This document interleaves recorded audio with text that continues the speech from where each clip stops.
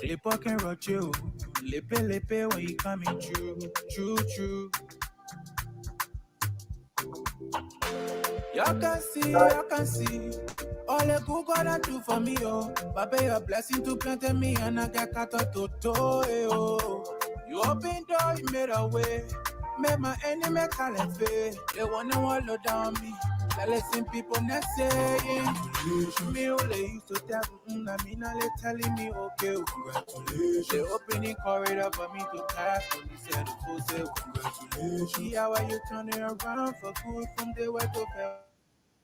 Well, congratulations. Grace I carried and on your mate, we chit and do well. Congratulations.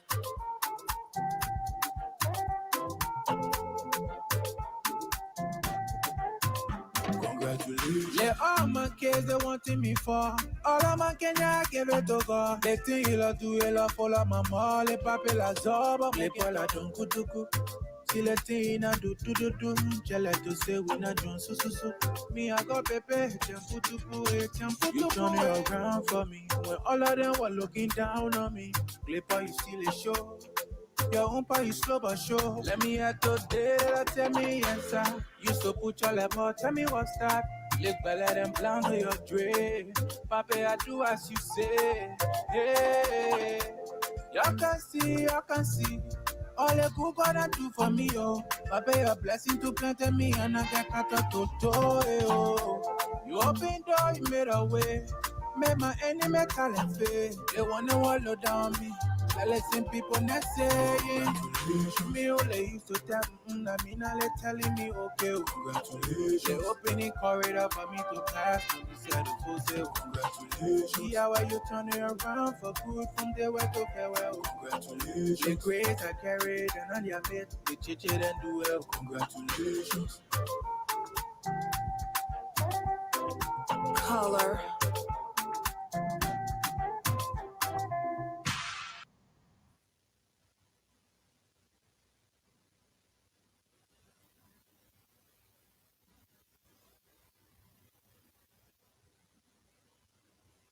It's a pleasure being here. We want to say thank you for joining us. We have our man Brooks is in today, and today we are sorry we couldn't bring our correspondent report. But let me bring my man. Let me bring my man Brooks on here, and then we can. Today we have some videos. We have some comparison to make today. Prince Moye is speaking from two sides of his mouth, and we'll see what happening with Prince Moye. One point he will say he has not interfered into presidential nominations and appointments at one time, and then another place he is involved with some trying to put somebody in place. I don't know what Prince Moye is doing. I don't understand what he's up to, but definitely we'll get to the bottom of it. And our panelists will be here by 4 o'clock, hopefully. It's 20 minutes to 4. And so since we don't have any correspondent report today, we will begin by playing some small things and bring you some interesting interesting development. So let's see. Let's see here. Today the war crime court. The war crime court was approved by the House of Representatives, and they had a fabulous time. Let's see what they did. Let's see what they did today. Let's see what they did today. These are the people.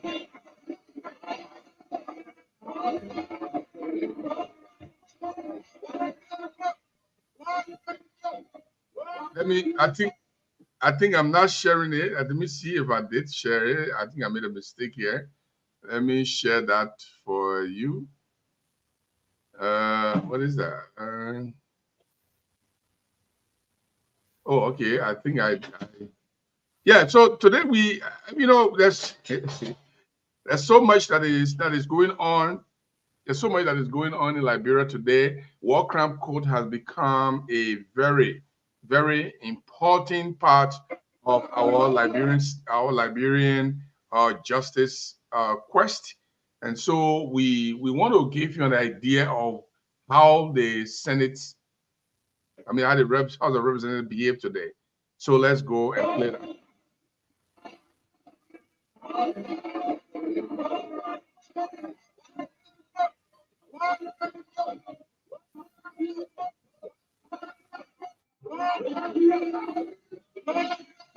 Why it's not coming true?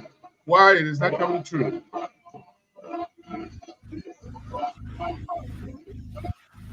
Okay, I don't get it. What's going on? Share it. I think I made a mistake here. Let me share.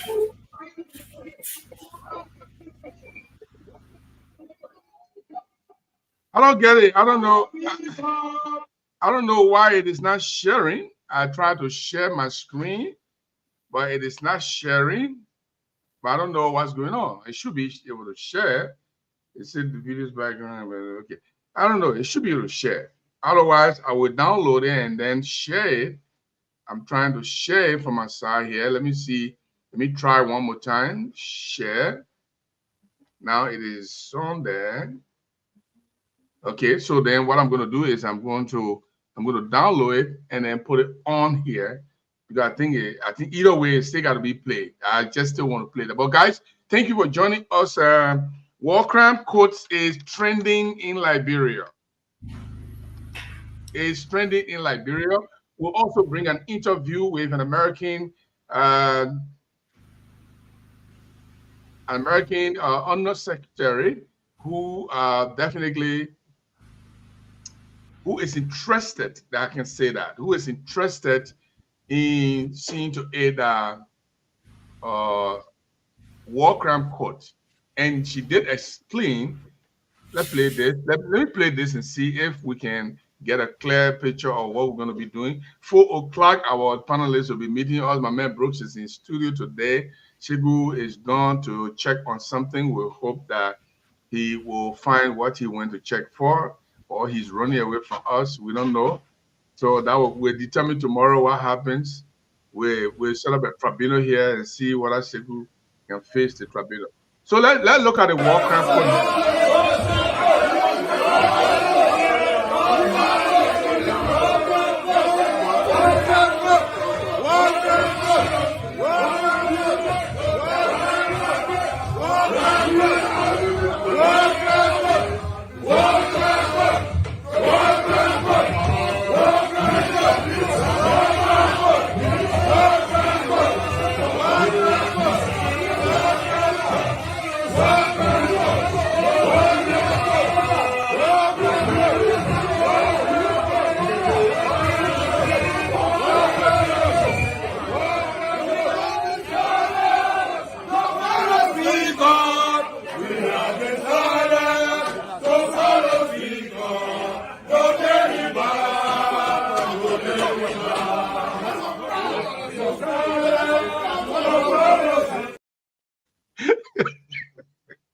I have decided to follow war crime courts. No turning back, no turning back. This one, the bill, the resolution passed the House and is on its way to the Senate. So we'll see what happened to the Senate because in the Senate there are a lot of war laws in there. Tomo Yaya is in there. Prince Johnson is in there. We'll see how it plays out in the Brooks. I mean, you think it can pass the Senate?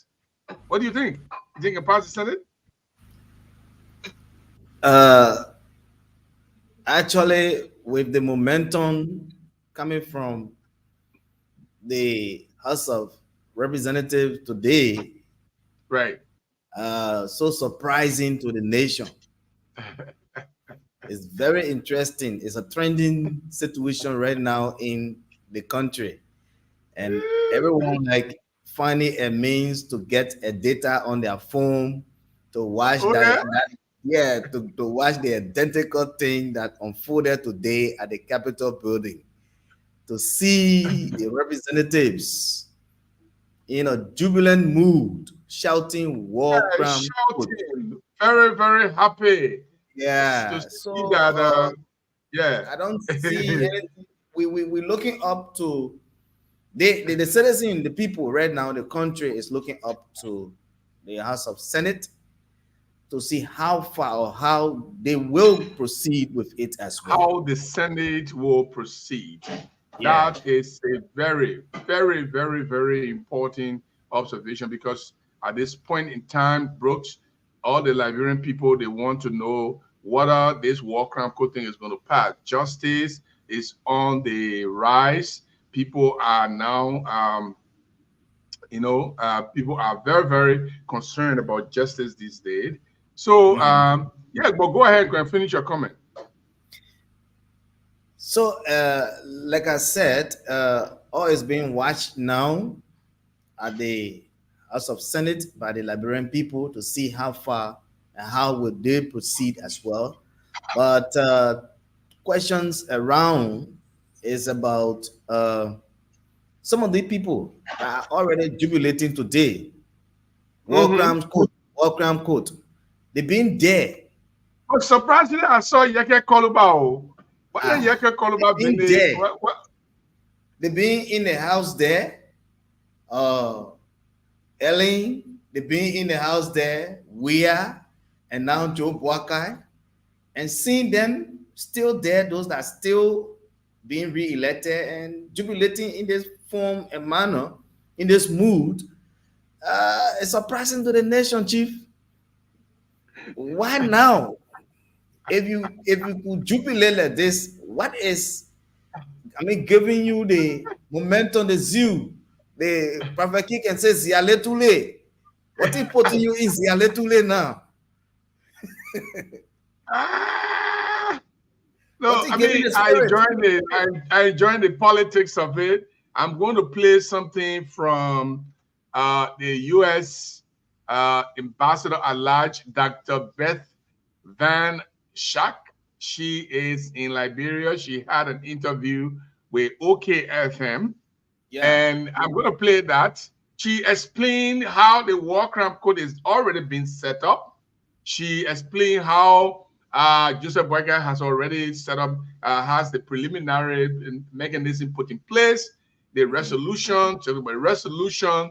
But let's play what she says, and then we'll talk about it's it. a terrific question. So I know that there is a draft executive order that the president has written that would create the office. Oh, really? That is my understanding. I'm hoping that it will be made public. Okay. It hasn't been released yet. There's also resolutions I know coming out of the House and eventually will go into the Senate that would also establish the court. So I think it would be fantastic to see both political branches, the executive branch and the legislative branch, in support of this. Once you have the legislative framework, then you can turn this over to the technocrats. They can start to build the court and design what it looks like, thinking about ways to bring international assistance. That's partly why I was in Sierra Leone, to understand what it took to establish that court, how they dealt with some of the technical matters, and what lessons can be learned from that very positive experience in Sierra Leone. And here's the thing, though. All the things she said, only one thing caught my attention. They want to first of all see the office established. The executive order has been issued by Joseph Boakai to establish the office of the War Crime Court. The resolution at the House is already passed. It's on its way to the Senate. But she said, once all of that is done and the Senate passed the resolution, then the technocrats will now put their brains together and find a way for international assistance. Brooks, what will that international assistance look like? What will it look like? What do you think it's going to look like? Is it going to include a multilateral force? Is it going to include just money? Is it just going to include lawyers and judges? Is it just going to include materials? But are we going to have a multilateral force for of enforcement on the ground, to have Prince Johnson, George Bolle, Tomo Yaya, Zizi Magza, all of these guys that were involved in the war, to have them arrested and taken to Ghana, because they have already found a place in Ghana. Don't forget, they already found a place in Ghana for them to go and establish a war crime court there, and the jail and everything where they go to the jail is going to be. They have established all of that. What is the international system What will Liberian be looking at when they say there will be international assistance? What will pop on into our mind? Yeah, to where this thing has reached, where we are now, in our little way of thinking, our common setting, when the old person come and tell you, say, when catfish come out of the water Yeah, and tell you, say, that alligator, place alligator is running behind us. alligator take cut, you should believe it. So, Alligator Chief, tail, alligator tail can cut. so, it means or it shows that all of these things have been worked on. Having this lady appearing on OKFM this morning, where I watched her being interviewed by Clarence Jackson, and I followed the interview. I was like, wow. But then, later today, I saw the sitting representatives at the House of Legislature jubilating.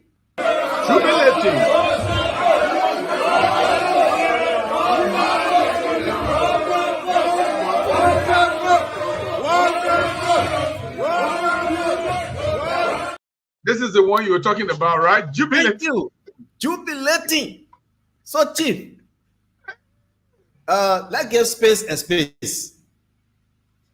All of what we're thinking about or not thinking about when it comes to here's the question.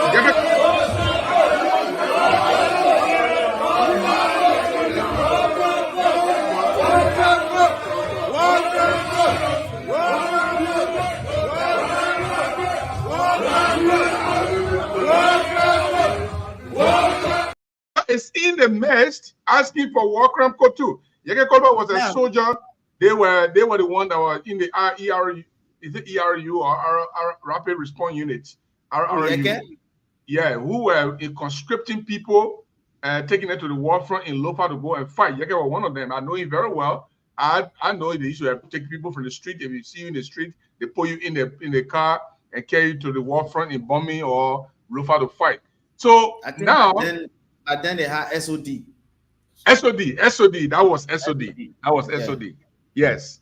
So Yeke Koloba is not afraid of the war crime court.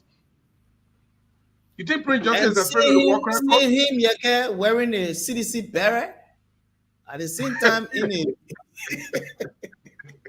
and watching him along with Honorable Sir Foko of District 9. Where the two of them? Brooks. No, bro. You brought Sonny Jenna. No. I can't let you pass, bro. You brought Sonny Jenna. Wait. Is CDC trying to punish Prince Johnson? Because all seditious lawmakers voted for the resolution. They happy.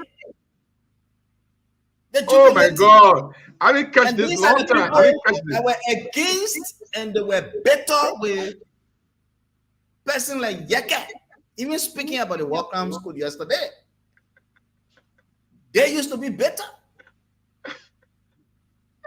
So they are jubilating now. After Soliciting, let's read our comments here. Let's say this girl, Slawansi Yabawolo, she is laughing, falling all over herself, and she said, so interesting. And this one is coming from Indomitable Jasmine. She's following. This one is coming from her. She said, Amin Modad was fully in the know about the fiasco meeting yesterday at NASCO. We will play the video here. Don't rush me on downwards, Jasmine. Don't rush me because that's one of our major discussion here today. And let me see why you say good evening, CEO, and the UP government left in Ziale Tule. It sounds and look funny, huh? All right. After Solo, you can come on and say Yeke SOD. Yes, Yeke was in the SOD. And this guy, Indomitable said, okay, so let me see what she's talking about. Amin Modad tried to apologize or try to excuse himself today. He tried to excuse himself. This is why he wrote. Let me Let me put that on here so you can see that. Since the dummy table talk about it, let me put it here so all of us can see what Amin Modad wrote today. But Amin Modad trying to excuse himself. But the comments alone that follow, the comments alone that follow is not easy. So let me pull Amin Modad up here and see if I can read it on screen. Because he tried to excuse himself, and I want to know, you Brooks, I want you to tell me whether he can be excused from this fiasco that happened at the NASCO. Why would they even think of doing something like that? I don't even know. Why would they even think of doing something like that? Why would Amin Modad join other people? You commerce minister already. Why you go do over there? What you go do there? What you go do to the people? To the people place? You already minister is not enough. Do you have to go over there for you to see? Let me put the man excuse on the screen so that Liberian people will see what Amin Modad is saying. This is what Amin Modad is saying. He said yesterday, he posted it 3 hours ago. He said, yesterday I was invited to NASCO at short notice with the sole purpose of supporting a seamless professional process.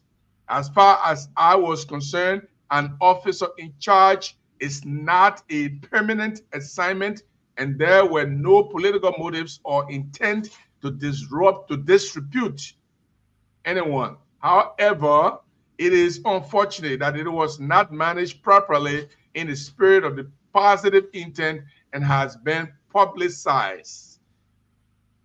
Politicized. That's what he said. That they made something wrong with him. But let's go to the comments the comments that came after when he spoke. Those comments, let me read some of the comments here. This one says, he continued. He said, guys, I understand the concern and expectation. I did not go there expecting what was clearly an unfortunate and uncomfortable situation. We all will learn from this. Then somebody say, they will say, Amin Modad, the senators and the party chairman made a very big mistake. You might have been in the right place at the wrong time. It's too early for all what we continue to see in the public. You people generally aren't assuring us. Then Orlando SK, we say that was a criminal intent. Honorable Bobby Benito says, a criminal will always support his fellow criminal. So we expect nothing better from you. Secondly, you are not even a Liberian. Only foolish man like Joseph Boakai administration can hire Lebanese to work in Liberia. We disown the word foolish at this point. We disown that word. And this one is coming from Wapolu Boyd Ambula. It said poor communication. An officer in charge designate should be in a regular communication with the entity she or he is going to take charge of. What we saw yesterday was the complete opposite. We cannot repeat elements of Weah's recklessness and governance. We must be different and professional. This is what Ta Wombe say, Representative Ta Wombe. Those who know better must do better. We expect nothing but excellence from you, and you know we are rooting for you. And somebody said, Ta Wombe, Silivi Kolise, you are one of the best. Anyway, I don't want to praise that. We want to go straight to the comment. Tukus, Ama, and Harris, why does that process need to be supported?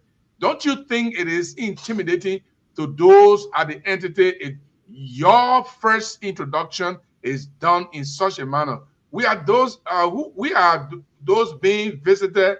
Who are those being visited? Even were aware of this intent to visit. Where is the civil service in all of this? Why are senators not with oversight responsibility accompanying people? You know, and I'm just reading that. Look, Brooks, what the men go do there? Why the senators then go do that? And talking about Senator Prince Moye, The other day, they talk about Prince Moye interfering with the appointment of the Deputy Minister for Administration at the Ministry of Health and Social Welfare. That is Mr. Roger Doma. Roger Doma was supposed to be taking seat ever since. And Prince Moye interfered with it, and he was accused, and he called a press conference. This is why he said in the press conference, appointed you. Then you are in the news all over that Moye is pressuring the president to rescind my nomination. Is that something that sounds well? How is that possible?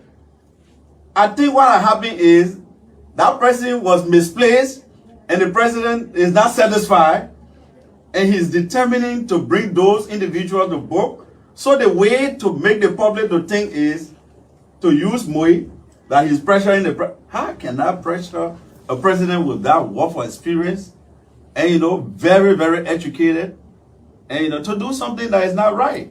So here Prince Moye is defending himself. I didn't do anything with that. If you play the video to the end, it will say, I don't have anything to do. I don't have any interference with the president. When the panelists come, we play that video to the end. I don't have anything to do with it. Brooks, look, what are you lying on me for? I don't go to the president. I'm a senator. I ain't got no appointing power. I don't go and take people and go all around. But guess what? This is what he did after he did that. Yeah. So that's the president. Yeah. We don't want the president to send communication, official communication. It is not sufficient. Senator Moye, can you just let us know if you speak with them? It's not fine. It's regular line. No, they won't know that. What do you guys want? You want to Hello? But you we can't go there. No. We can't suggest also that. We just. You don't have to do You this. don't have to do that. He's brought a piece of information. If you don't honor it, that's all right. You can go and the authority that sent him will say follow the right procedure. We don't have to do that. We are not in any confrontation. So I want to know what. Hey, Jesus Christ! I get away from a minute account. What is Prince Moye looking for inside there? What kind of letter he carried over there? He talking about? Is there a place to even go there? Is there a place? The senator, he just denied yesterday. They are charged with the responsibility of oversight. Yeah, then he go post somebody and listen. The man he carried are his friend, and then the man's sister there, the man's brother in there, the chairman of the party in there, he himself in there, calling him. What are you doing? What are you doing that place? What are you doing there? When you finish before you do oversight? You senator, you just denied yesterday that you don't have any part to play in this kind of thing. You just denied yesterday that you don't have any time to do any of these things. Then today you go there to go in post somebody in power, and to be honest with you, the man name was not even not on the executive mansion website. Moye Cannon was appointed as a board member to LPRC. He wasn't appointed as head of NASCO. In NASCO, that position is a attorney position.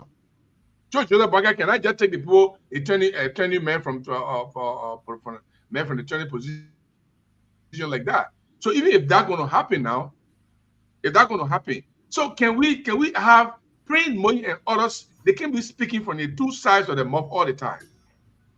You just told us that you have nothing to do with it. Oh, I don't participate in that. It is the president who does that. Now you come to accompany somebody to put an in a letter that does not even come from the president. And the mayor appointment is not on the executive mansion website. Probably they felt that. Yeah. Probably they felt that their presence there would have overshadowed the process or the discussion. That's why somebody said it was an intimidation. Yeah. It was an intimidation of the people. They thought they were going to be afraid. And that lady did well. The lady stood her ground. So, well, before, I don't know. We don't have any information from the president. We didn't look on we look on the executive mansion website. We didn't see anybody named like Moye kind of taking over here. There's no letter from the president saying you are relieved from your position. So how did you put? Let me call the man. They said, no, don't call the man. Don't call, all of them screaming. Don't call the man. Don't call the man. because what they have done was very wrong. They brought a letter of appointment that does not either come from the president. They wrote their own thing and put the president's signature from somebody inside there. The appointment is not on the executive mansion website, which the president office told us all appointment will be on the executive mansion website. It's not going to be, it's not going to be anywhere else. We'll look on the executive mansion website. We'll see it. What is Spring Moye doing over there? What is the party chairman doing over there to put somebody in his seat? That they wrote. What is Amin Modad doing there, the commerce minister? Then the commerce minister came, he gave this excuse. I want to read it for Arthur. The Arthur was not here when I was reading it. Let me read that nonsense. Look, Arthur, this is what the commerce minister said. He had no business going there. Anyway, he went there. He said, yesterday, I was invited to NASCO at short notice with the sole purpose of supporting a seamless professional process. As far as I was concerned, an officer in charge is not a permanent assignment, and there were no political motives or intent to disrepute anyone. However, it is unfortunate that it was not managed properly in a spirit of positive intent and has been publicized. So the people invited you. Are you mumu? Yeah. You can't call the executive mansion. You commerce minister. When did you realize that you had to comprehend? Brooks, tell me now, Brooks. If you have access to call me, if you have access to call me, if you have access to call me, and Arthur tell you say, this one's going to happen, you can say, oh, let me call Gibson and verify. Exactly. You just start doing what you want to do. This man is a Especially when you know the minister. chain of command. The man is a minister of government. He is a friend and cousin, as a cousin of Joseph Boakai. Not just a friend, but a cousin of Joseph Boakai. Joseph Boakai's sister, Sunday. Mr. Jeru, who invited you? Among all of them that went over there with the party chairman, he's the higher ranking officer. Exactly. Apart from the senator. You know, the senator you are the highest. So when he go to the executive branch, he's a guest. So he is not apart from the senator, because the senator crossed over to somebody else's house. So he's a guest. You don't have credential for it. So he's the higher ranking officer. Who invited him there? That's what I want to know. Who invited you? Maybe in Lebanon or in a Fulako country, yeah, you can do that. But in Liberia, we have protocol. And that protocol dictates that the officer in charge, yeah, it's a permanent position. Because until that boss of her leaves, he's still in charge. There's nothing you can do to her. Let me put a position. I thought let me put a position that Murphy Cannon was appointed to, but instead of going to that position, he does not want to go to the position. Oh, let me see if I can make it better for you to see it. Let me see. Okay, there you go. I think I can make it better. Okay, there you go. Now I can go here and you see here, you see the position the poor appointed the mentor, number 10. PRC. Murphy Cannon, member of board, Liberia Petroleum Refinery Company. That's your position, bro. No, that's the position the appointed you to. You want an NPA. You want an NPA. Then you left, you go to NASCO to take over as the Director General. Where is it? Where's the appointment? On his own? Now you don't want to bring Moye to carry. Yeah. The man in the pink rabbit suit. Now forming leadership in the government by themselves. Bring Moye then went and wrote some kind of 50-year letter and put Joseph Boakai's signature and said that he letter of appointment. Okay, we agree. The mayor appointed. So where is it? Where they say all the appointment will be on the executive mansion website. Where is the man on the executive mansion website? It's not there. The man was never appointed. There's nowhere beside this one on the executive mansion website you see Murphy Cannon as executive director of NASCO. What you going to do there? So it was a swap deal. It was a coup d'etat. Huh? What are you talking about? Coup d'etat. They put data purposely, my brother. La coup d'etat right there. Why in? That lady was scared of them. And no time the woman going to get in, gave in. But the ones that were scared. That is why they went there in high hierarchy to intimidate the process. No, but Gibson, if that person was scared, they will forget protocol what to do. That woman was calm more than the people that came. She was so confident. Exactly, I agree with you. Yeah. My man, you gotta move that background from over there. No, let me walk on it. Hold on. The background causing problem. You know, in as much, Liberians will come out to complain, or some people will come out. Those, I mean, in the vanguard to say that it's too early to talk to the government now, but it is too early as well for the players of the government to start performing or behaving in this manner. The idea is a major problem for me here. You are not in the executive. You are a senator. You got oversight responsibility. And if you have oversight responsibility, these people, you cannot meddle with them. They will come before you. How can you participate in the kind of bookers arrangements? And then this is what he said at the time when he was accused for the first time that he was interfering with the appointment of Roger Domas. Yeah. As Deputy Minister for Administration at the Ministry of Health and Social Welfare. He denied because of this. I don't know, they said that his girlfriend and I don't want to go there. Martha Morris. Martha Morris was appointed as Assistant Minister. But he didn't want Martha Morris to be Assistant Minister. He wanted her to be the Deputy Minister, and then Roger Domas be the Assistant Minister. If Roger Domas was afraid of him, Roger Domas was going to take it. But Roger Domas said, no, I was appointed by the President as Deputy Minister. I cannot take Assistant Minister position. And then it became a problem. And then it went into the media. And then he came and denied. This is what he said. Appointed you. Then you are in the news all over that Moye is pressuring the president to rescind my nomination. Is that something that sounds well? How is that possible? I think what happened is that person was misplaced and the president is not satisfied and he's determining to bring those individuals to book. So the way to make the public to think is to use Moye, that he's pressuring the president. How can I pressure a president with that wealth of experience and, very, very educated and, to do something that is not right? So if you are appointed, that was it. But if your appointment was done clandestinely and you're trying to use the compliance and attitude on the president, you must be joking. Because it's not the President Joseph Boakai that I know that you want to use his hands to do something. When you come to the public, you try to scapegoat me so that it can be seen that I'm trying to pressure the... When I have somebody heard me that I recommended this to the president, he said, I haven't spoken. Now somebody heard me that I recommended to the president for this person to be preferred, and the president listened to me. But this is what he said again. After he denied that he does not do something like that, this is what he said. Yeah. So that's the president. Yeah. We don't want the president to send communication, official communication. It is not sufficient. Senator Moye, can you just let us know if you speak with them? It's not fine. It's regular line. They won't know the.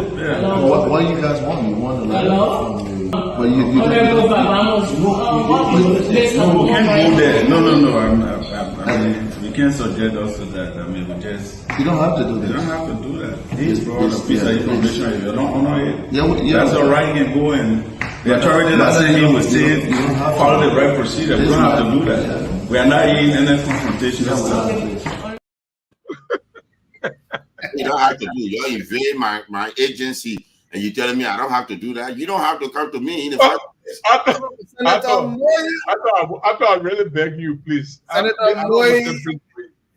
That he was the president letter. Yeah, that's the thing. Amen. Not the gangster behavior we're talking about right there. If the president wrote and put that man there, the letter, they will write that director and say, you are being relieved of your post. Your duty. It will be And your first duty, thing that and goes to this him. person is going to be taking over.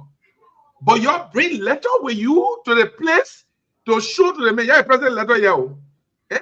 You're trying to cajole the people. What kind of unserious people are The these? same Senator Moye that said earlier that he knows the President Joe Boakai well, that he can be the one for somebody to use a hand to do something different. He is the one again sitting there. Amen. At all. Jesus. Yeah. I know. No, you know what? It's not yet because that the UP men in there. You know? And the UP men there. So not yet, I don't get problem with it.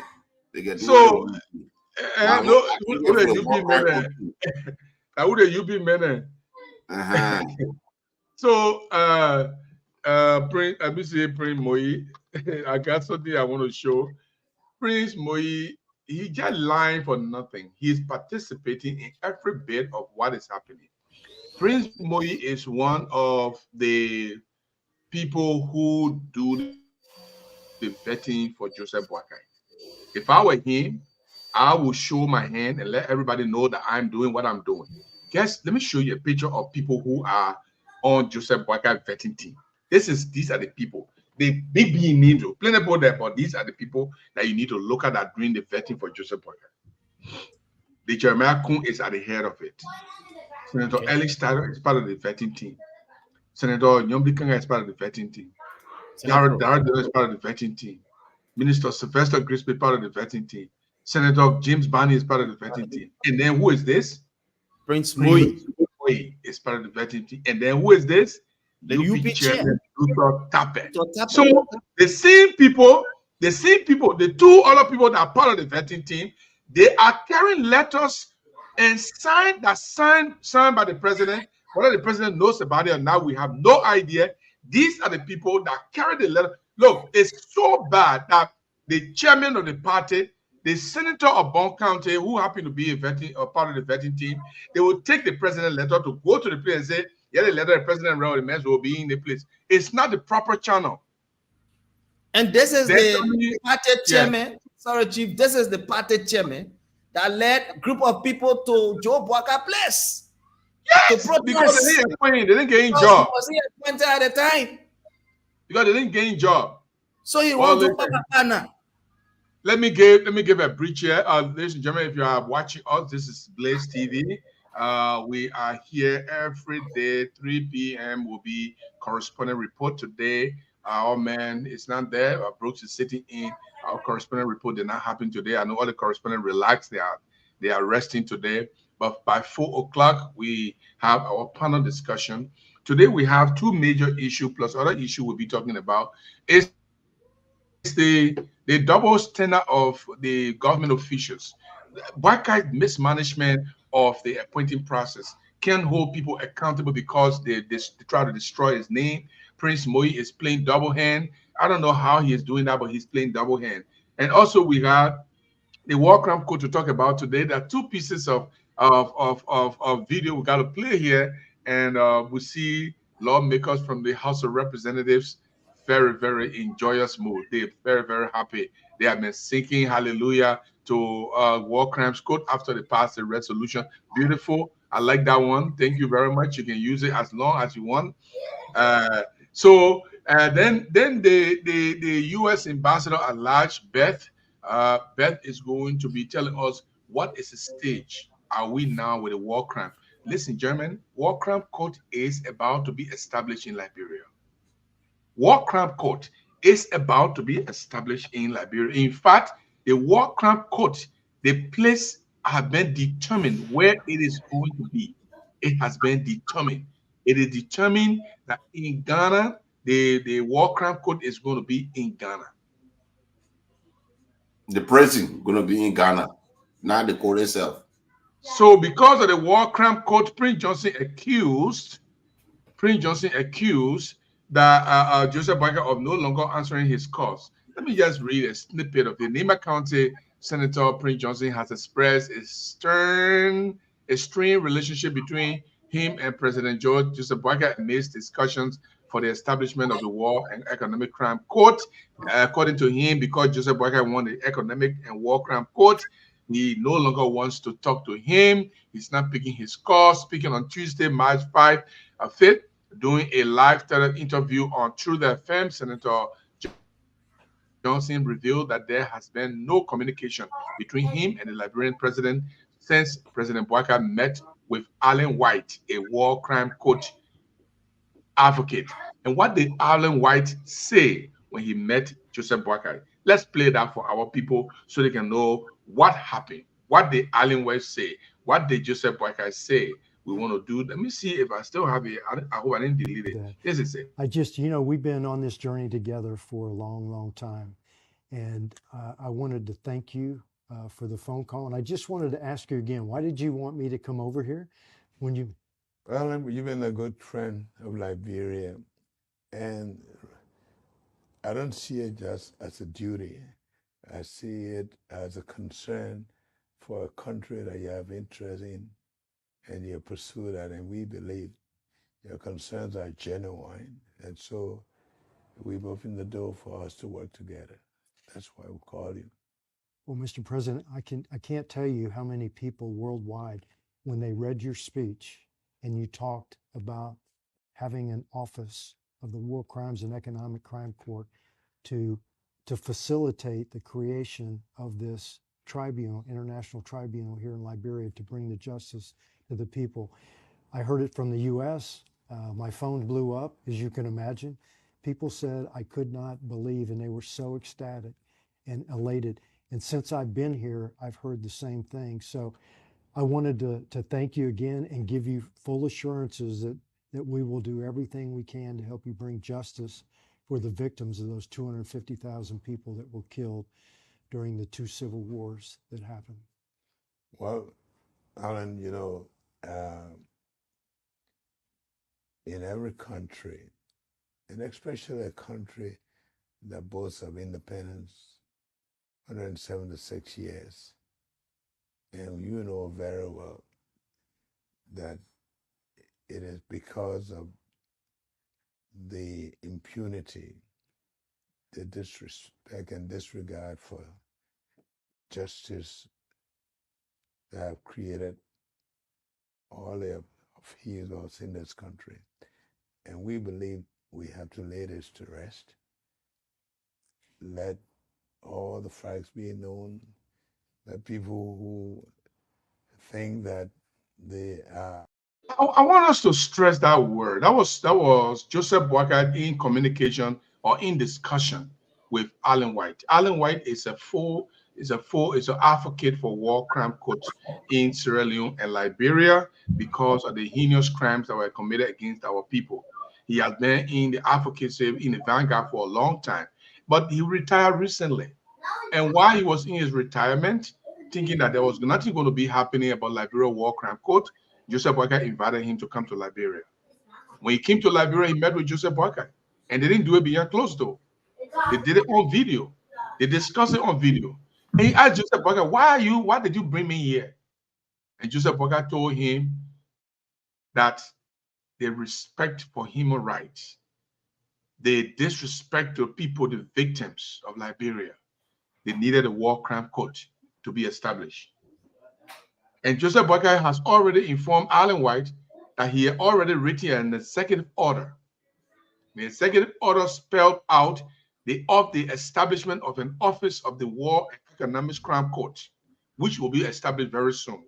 They also, in our executive order, Joseph Boakai has communicated with Ghanaian president to give the Liberian government the opportunity to use Ghana as a place for the tribunal to be staged and for detention to be taking place.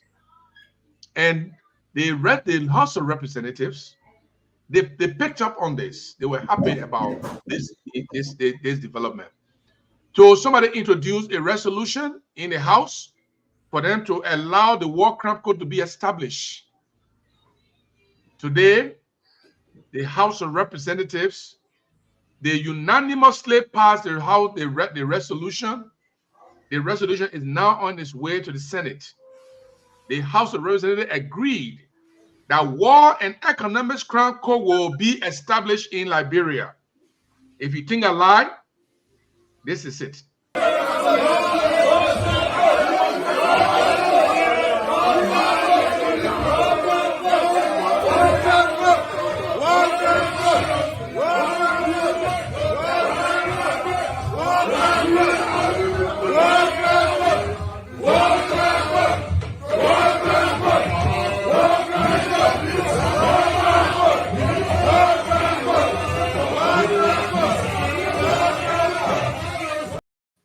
after the people, they jubilated, they were singing, they were praising God for the war crime court that they have passed a resolution. You see Yeke Koluba there standing with CDC South Foco. And my man Brooks recognized that Yeke Koluba is even wearing a CDC regalia. Yeah. Strange indeed. He wearing a CDC regalia. On his head. Strange indeed. In the chambers, CDC has the largest number of representatives. About 25 of them are in the House, and all of them voted for the war crime code. And the war crime code was passed. But where are we? The U.S. ambassador at large has this to tell us how far we are in the war crime Yeah, code. it's a terrific question. So I know that there is a draft executive order that the president has written that would create the office. Really? That is my understanding. I'm hoping that it will be made public. Okay. It hasn't been released yet. There's also resolutions I know coming out of the House and eventually will go into the Senate that would also establish the court. So I think it would be fantastic to see both political branches, the executive branch and the legislative branch, in support of this. Once you have the legislative framework, then you can turn this over to the technocrats. They can start to build the court and design what it looks like, thinking about ways to bring international assistance. That's partly why I was in Sierra Leone, to understand what it took to establish that court, how they dealt with some of the technical matters, and what lessons can be learned from that very positive experience in Sierra Leone. Beautiful, beautiful, beautiful. Beth lay out for us. Beth lay out for us. She knows that the president has already signed an executive order to establish the Office of War Crime Court Establishment of Management in Liberia. And Something also, it has not been made public. Yeah, but it's not for everybody. Yeah, it's not going to classify information. Yeah, but she's not government official in Liberia. The classified information, she had the first-hand information. So because she was invited by Joseph Boyka. She said she's a diplomat. She's a diplomat. Doesn't give her clarity. She had not seen it. She didn't tell you she see it. She said, "I have not seen it, but I hope." Yes. They were a diplomat.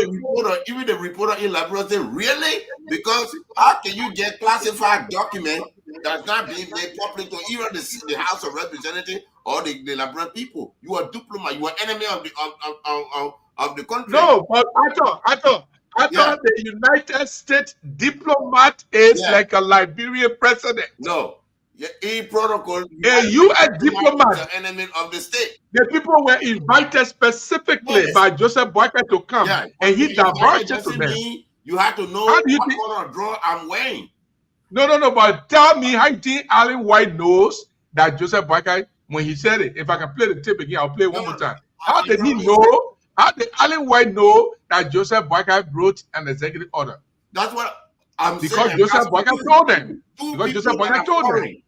But remember now, let me play the one more time. Don't misquote the woman. The woman said, for our people. You hear, but our people hear. It's a terrific question. So I know that there is a draft executive order that the president has written that would create the office. Really? That is my understanding. I'm hoping. That is my understanding. That is my understanding. She didn't say I see a kolo. She didn't say I see a kolo. She said the president had written an executive order. Then the reaction from the journalist, because she shouldn't have known that. So no. She said, it's a terrific question. So I know that there is a draft executive order that the president has. It's a draft of an executive order. Shouldn't be known to her. Let's get it line by line. Why she shouldn't know? We'll come there. Order. Yeah.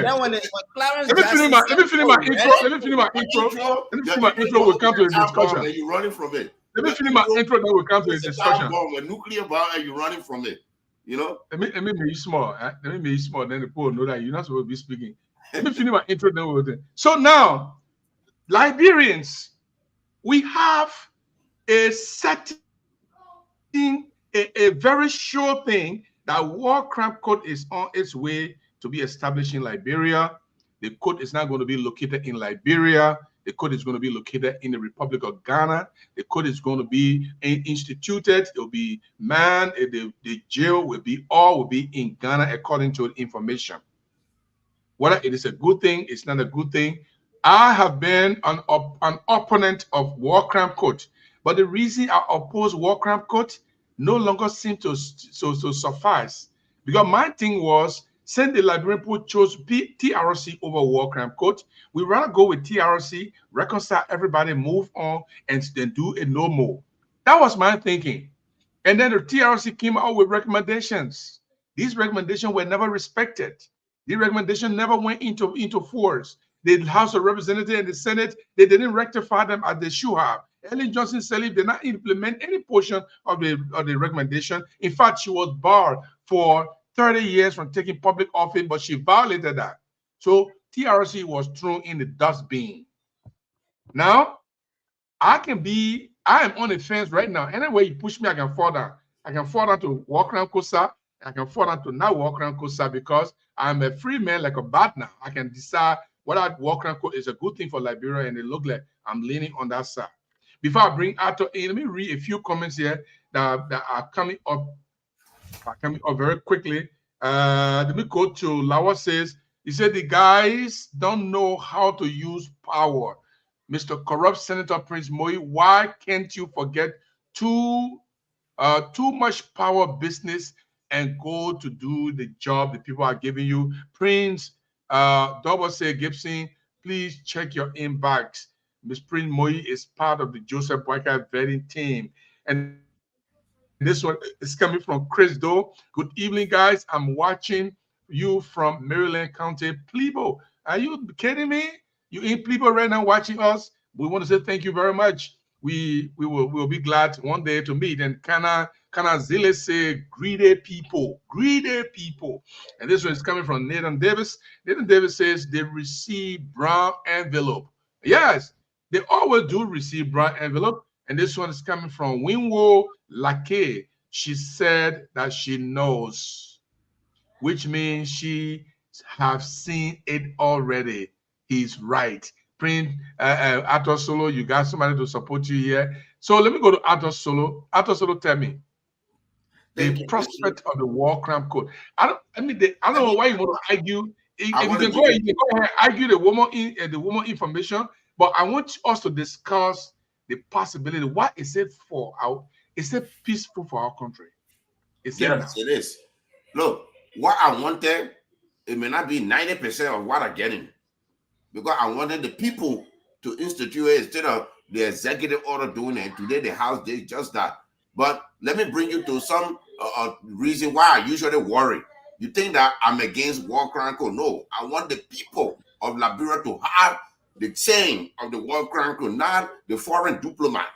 That's why my objection always been. Today, you heard a Van saying that the president executive order, you are a foreign diplomat. You had no reason or no protocol of seeing that executive order. Was it drafted by Bwaka or she and Annie White drafted that executive order? That's one.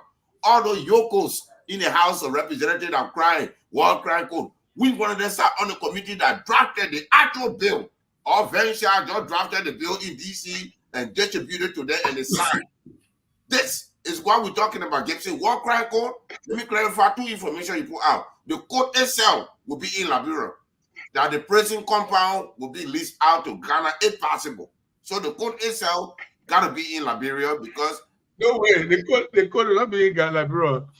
The code, let's say the front page reporting according to Promptly said, gathered that one of the continuous issues raised during the meeting with Ambassador Shack was the venue of the court.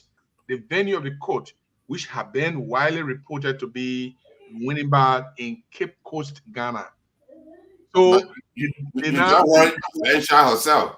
You just heard Venture herself say in Liberia, and we determine how to build it. If you play your own clip, you're gonna see it. She said we are after we get everything we need is to how we're gonna build the war crime code in Liberia. Play your own clip. Yeah, for Liberia. I mean, No, but even if it's in Liberia, I don't mind. Let Even for in Liberia, but let me bring on. Let me welcome. me finish before you today you're running. You rush it today. You're running. No, we have your tail in a barn.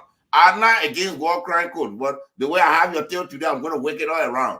The people that are jumping up and down in the House of Representatives, let one of them raise their hand. Who actually drafted that bill? But how does it matter? How does it matter? How does it matter who wrote it? How does it matter who didn't write it? How does it matter who knows both to put the English together? How does it matter? The resolution was passed. Gibson, you that here, you say how does it matter? It matters because of you mounting. Now the same people that drafted thing and bring it out, people sign it today, getting 3 citizens in that country. Why so long we can put some warlords in jail. So long we can put some warlords in jail. How does it matter who wrote it? You got to do it legally. Anyone, even the president that's sitting there, you have a lawful defense force. Are we going to prosecute him? Because the people you need. So let me bring in ST. Let me bring in you here today. Hold on. Today, ST, there was a great jubilation in the House of Representatives. They passed the resolution. Ato is questioning who wrote that resolution, and I get time for Ato question. Ato, somebody else will support Ato very soon, or they will not support him. But the people were rejoicing. They were happy when the resolution unanimously passed. And this is the jubilation.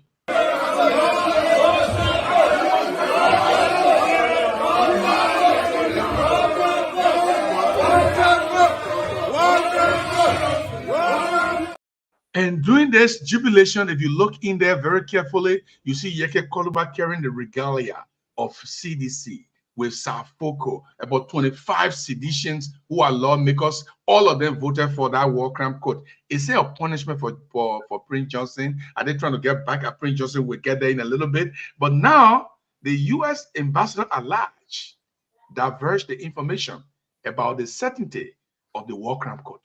If you think I lie? Yeah, it's a terrific question. So I know that there is a draft executive order that the president has written that would create the office. Really? That is my understanding. I'm hoping that it will be made public. Okay. It hasn't been released yet. There's also resolutions I know coming out of the House and eventually will go into the Senate that would also establish the court. So I think it would be fantastic to see both political branches, the executive branch and the legislative branch, in support of this. Once you have the legislative... What do you say, Salif? When you showed the clip of the House of Representatives, Prince Moye is a senator. He's not a representative. I think I'm trying to get that mixed up. I thought I saw somebody. Yeah, Prince Johnson and Prince Moye, they are senators. I thought I saw somebody looking like him because himself and the UP chairman had gone to remove a tender. Yeah, we'll talk about that in a little bit. I don't believe in those guys. The problem is my question. I'm not against war crime court. Thank you. I have only one simple question. Why now? Why not now? Why now? Why not now? Okay. The reason why not now is the people who masterminded the war, the people who saw the murders of our fathers and mothers and brothers and sisters and the rape of our women. Those people became presidents for 12 years. Some of them have been senators. Some of them have enjoyed the loot of Liberia, billions of dollars that came in the Ellen Johnson administration. They said that Ellen Johnson has been in advocacy more than 30 years, right from the time of President Totman. She has been in advocacy. She must be president. She has saw the destruction of Liberia. Ellen was undersecretary at the Ministry of Finance. That road from Hotel Africa to Broadway, that's not where it's supposed to pass. It's supposed to pass along the coast. Ellen, they did all these things. And the U.S., because they wanted her to be president, and she was president 12 years. Why didn't we have the war crime code then? When they had war crime code in Sierra Leone, why didn't we have war crime code in Liberia? The war in Liberia started before the war in Sierra Leone. The war in Sierra Leone was masterminded, drawn out, planned out, executed from Liberia. So how do you take war crime code to Sierra Leone and you skip Liberia where everything started from? What was the intention? So why now? For me, I don't like people playing on me. Thank you. The U.S. cannot be messing us up because they knew if they had indicted Charles Taylor for war crime in Liberia, then they would have had to prove to us how he broke jail from Boston. Let us show us the surveillance camera how Charles Taylor broke jail, where he got the arms and ammunition from to come to Liberia to fight war. Okay, let me argue for the So U.S. a little now, bit. why war crime code? Hold on. 2008, post-election violence in Kenya. Yeah, I'm doing They it. not even waste time. They have war crime code immediately. Lauren Gbagbo and Ouattara post-war election violence in Ivory Coast. They did not wait for 11 months. They have war crime code. All around us, there were war crime code. Why Liberia was skipped? Why was there no war crime code? So why now? That's all the question I'm asking. If they not play, well, the reason I'm supposing the reason Charles Taylor was president, and a presidential signature will be required for that code to be established. Ellen was president. Ellen was president for 12 years. What do you mean? Wasn't president for 12 years. What do you mean Ellen doing Ellen time? Yeah. No, just say yes. No, forget about No, the man. You don't put watch the member. Why you want to watch the member? You're still seeing the bond today. After they pick up Charles Taylor from Liberia and send him to Nigeria, there was an interim leadership. Why didn't they start the war crime code? If they really wanted to clean up Liberia, why the war crime code did not start? People were not disarmed properly. Okay, why it did not start under Ellen for 12 years? Why it did not come under the war? Under George Weah? Ellen was part of the war. Ellen was part of the war. Ellen was part of the war. Ellen did not even want to approve the recommendations of the TRC, which makes it even glaring that war crime code she would never have allowed it. Okay, under George Weah. Who asked the question? George Weah has 6 years. Why the war crime code didn't come under George Weah? Well, does it matter when we get justice? It does matter because they are playing on us. We're not fools. They play on us. We know what the facts are. They play on us. SD, let me interrupt you. Gibson, what you don't get here is the Armstronging they're doing to Liberian people. The They know exactly what they're doing. Yeah, you're talking about the foreign diplomats. So the Ghanaian ambassador should know that we have an executive order. Listen, Prince, I mean, I don't know how you looking at this thing here. You can know that something exists. You may not have read it. She said, my understanding, I know that there's an executive. Play the clip again. See, that's it. No. Reaction from the journalists. She might know. She might be aware. I don't need to hear the clip again. She said it is her understanding there's an executive order. It's her understanding that those guys in the house that she read it. Those guys in the house that are rejoicing because it's the same thing with all those bogus contracts they sign. The companies that come to Liberia, they sign all their documents and they just shop to our people and they sign. How many of them contributed to that resolution? How many of them contributed to the resolution? Thank you. That's the question I was asking him. Because we have to take ownership. You come in to bring the war crime code to us. We have to have a stake in it. We are major stakeholder. The decision of the war crime code impacts us. So we got to be part of it. So how many of them sat for the drafting of the resolution? If they're not Brooks, just let me ask Brooks here. I think Brooks myself will be in the last one. Let me look for to my understanding. Brooks, what does it matter, Brooks? Whether they did it yesterday, they do it today, the idea the war crime code is coming to be and what opponent is evil to us. Yeah, Chief. Go ahead, Brooks. If you were to marry the woman on the 4th and the wedding in who? The wedding took place on the 10th. The good thing there is you marry a wife. Yeah, I like that. Brooks, let me take that question around to you. If you're to marry a woman on the phone, I thought let him make chance. I thought let him speak. You are speaking the man was quiet. You are afraid for the man. No, I thought it's afraid for you not to expose this. You're not talking for me. Okay, let him speak. No. There's no weakness here. Listen, Brooks, this one I stand with Arthur. I will approach it from the pastoral point of view. If the date of the wedding is changing, maybe there's something to cover up. Maybe she slept Maybe out. the woman already pregnant or something happening. That's why you. The idea you marry. The idea you marry. You finish marriage. Yeah, but then you're taking the child. The ceremony is that the wedding must hold. The marriage should take place. Okay. The woman Whether it is the out. 4th or the 10th or something went wrong, mother-in-law satisfied or father-in-law dissatisfied or uncle they're not there. The idea at the end of the day. After let the man speak. Get the man change. And let then the man be with you first. Go ahead. You go marry the woman. You go marry the woman. You and your family ain't put no decision in it. All the decision come from the woman family. You the man. The idea you marry. The idea you marry. My wedding certificate. And the certificate was signed. So because now what those guys are doing in the house, they're not contributing to the resolution. They're just dancing. Let me get my legal document I can prove around the world anywhere that I'm married. The only thing you worry about is the legal document that you marry. You're not worrying about the security of your home. The process. Brother. And I've been taking part in my wedding. No, but you know, at the end of the day, bros, what will happen? You know what will happen? This is the thing. No, hold on. You know what will happen down the road? Get me involved with my own side. I said it here the other night on the platform. You know the issue about the war crime court? It should have started, like I agree with Ellen Johnson Sirleaf under her administration. But her government and administration, they weren't focused on establishing or getting along with the court to be established. They had their focus to get rid of Charles Taylor. They saw Charles Taylor as the Google man to the administration. So they fought to have gotten Charles Taylor out of here. Because what?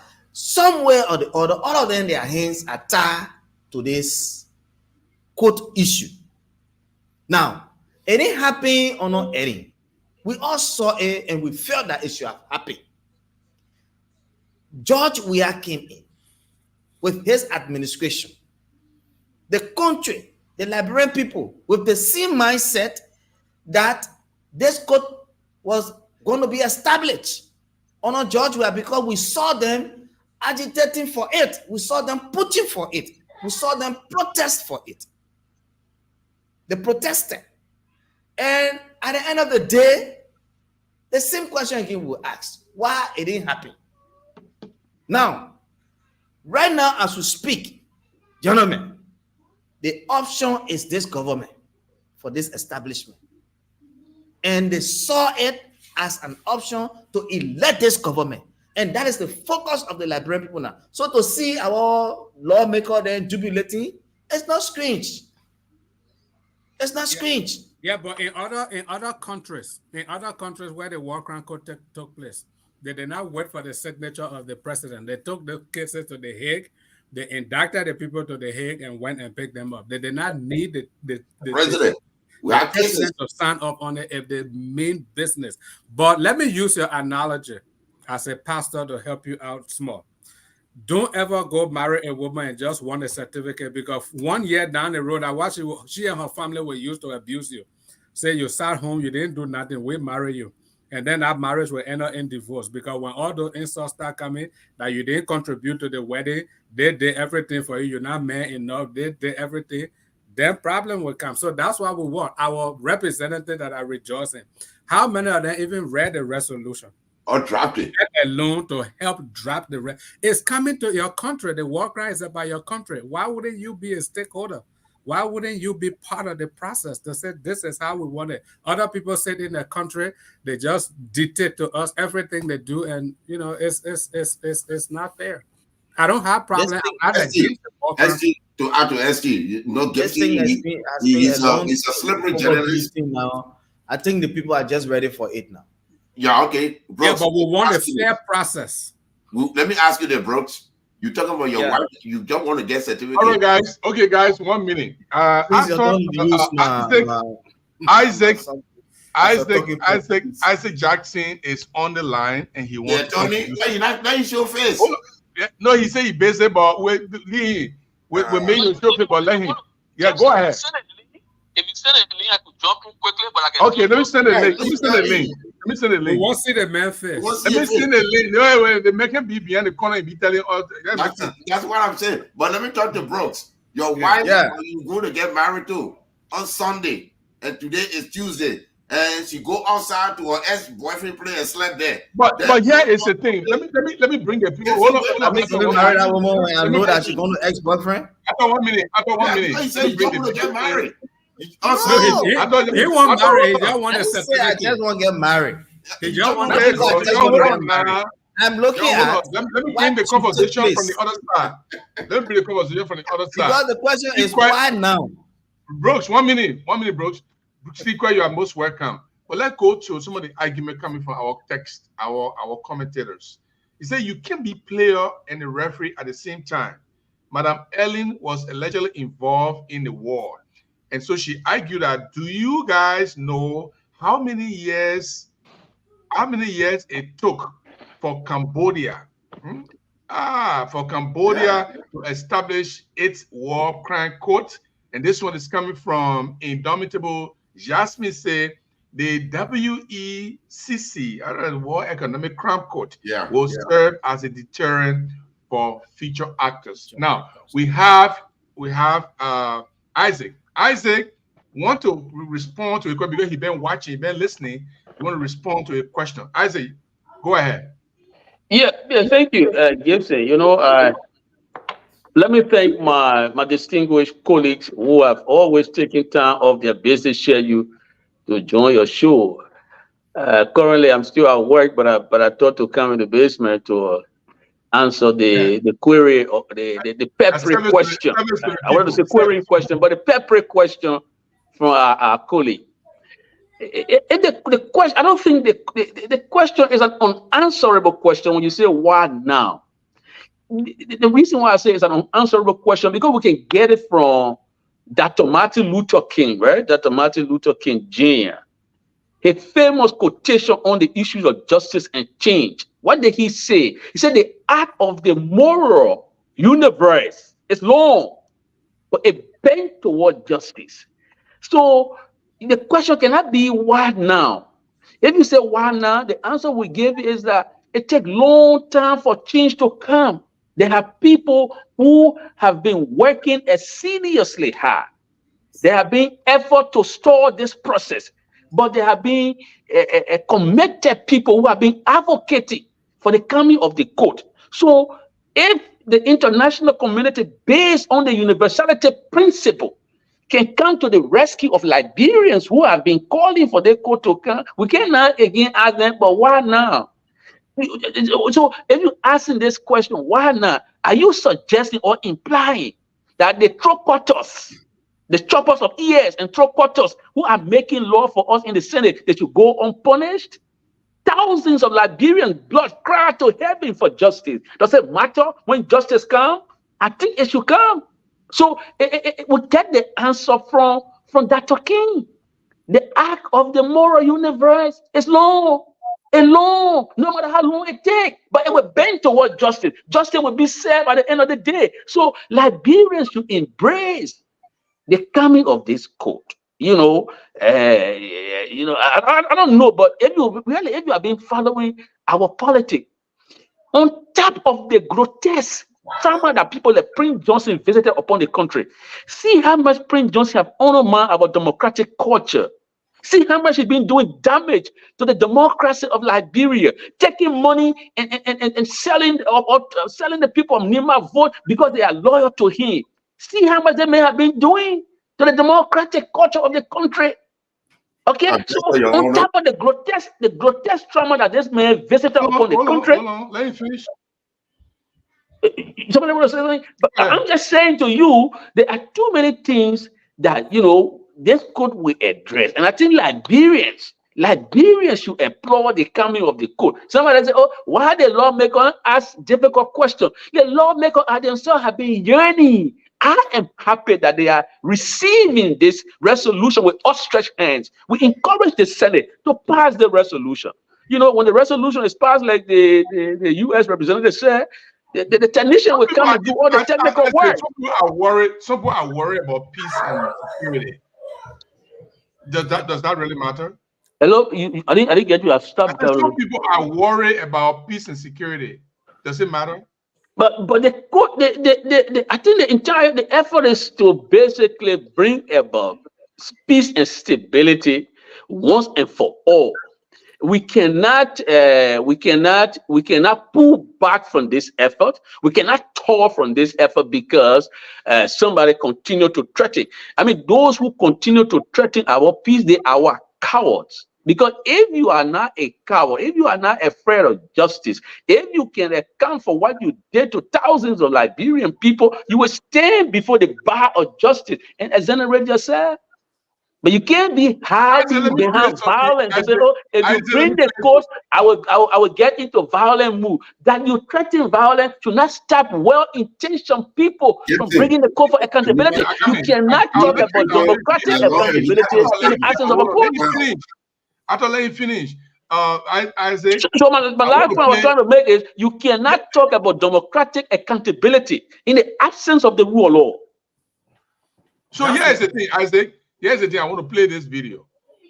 What is your rating of this video? Is it a video that shows a more sense or certainty of the war crime code, or is just a speculation? Yeah, it's a terrific question. So I know that there is a draft executive order that the president has written that would create the office. Oh, really?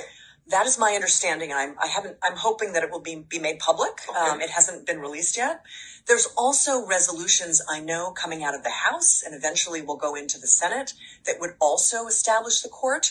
So I think it would be fantastic to see both political branches, the executive branch and the legislative branch, in support of this.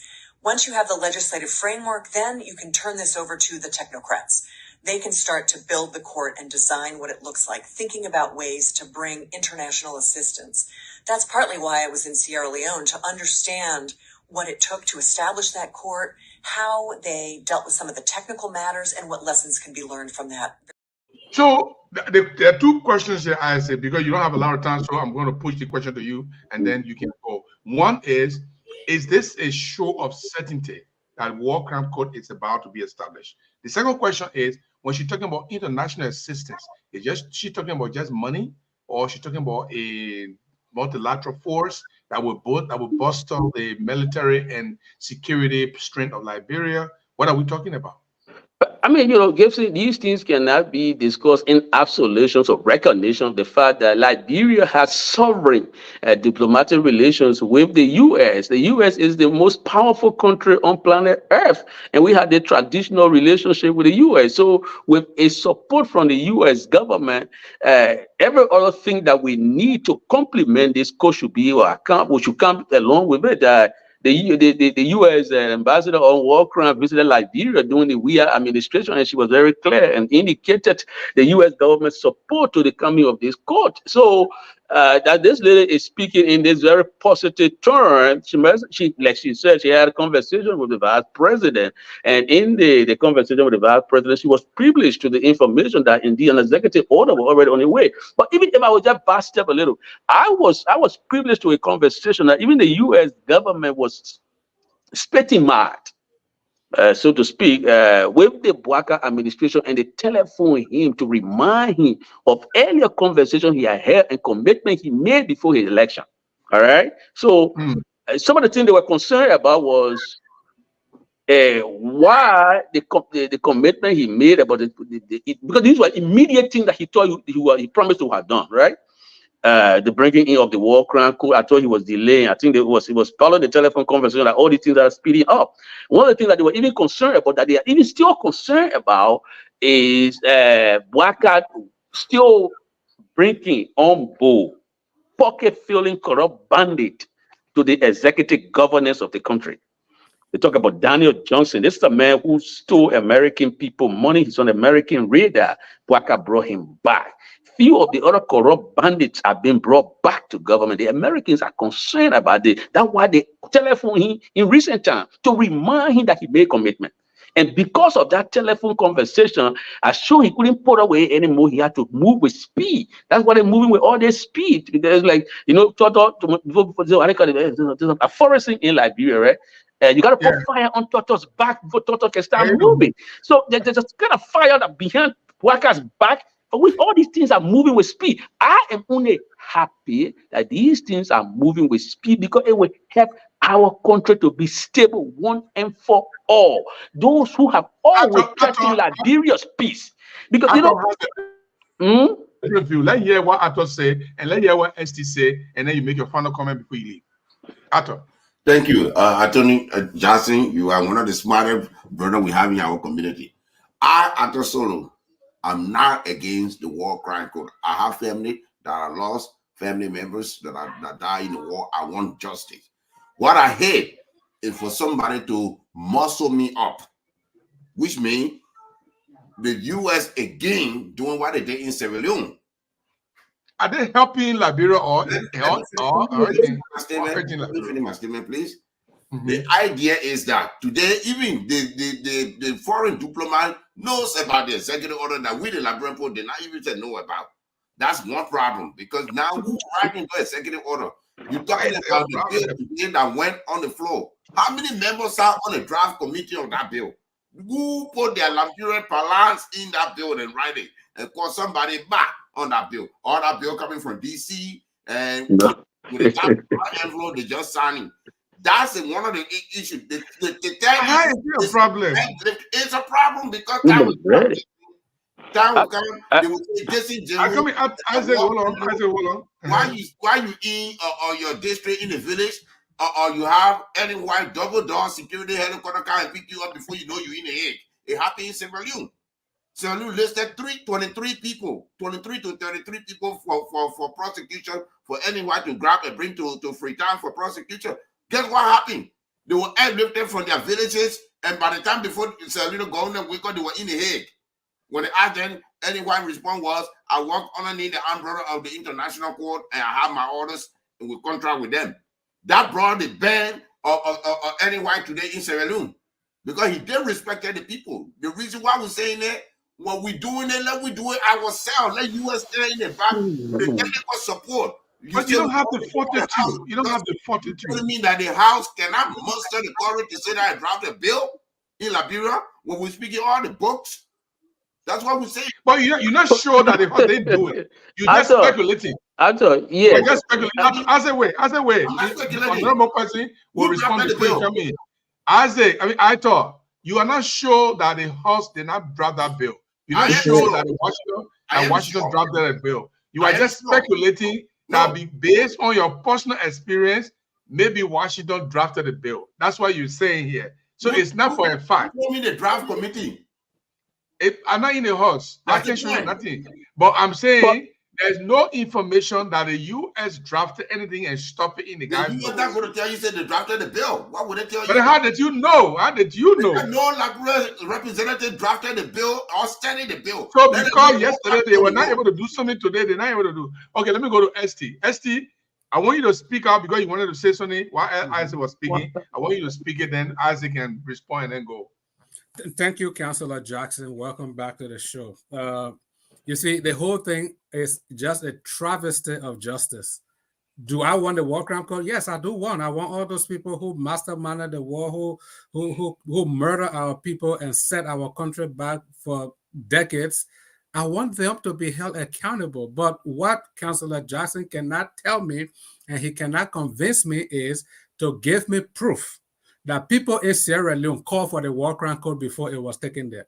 Give me proof that the people in Ivory Coast requested war crime code before it was taken there. Give me proof that the people in Kenya called for the war crime code before it was taken there. Give me proof that the people in Rwanda called for the war crime code before they started hauling journalists from Rwanda and other places to The Hague. Give me those proofs. Those proofs are not there. Those other countries never called for it. The international community imposed it on them. Liberia is the only country on record that been begging the international community for the war crime code right from the get-go, and they flattered all our pleas. They never allow it. So why now? Because what they wanted to achieve, they already achieved it.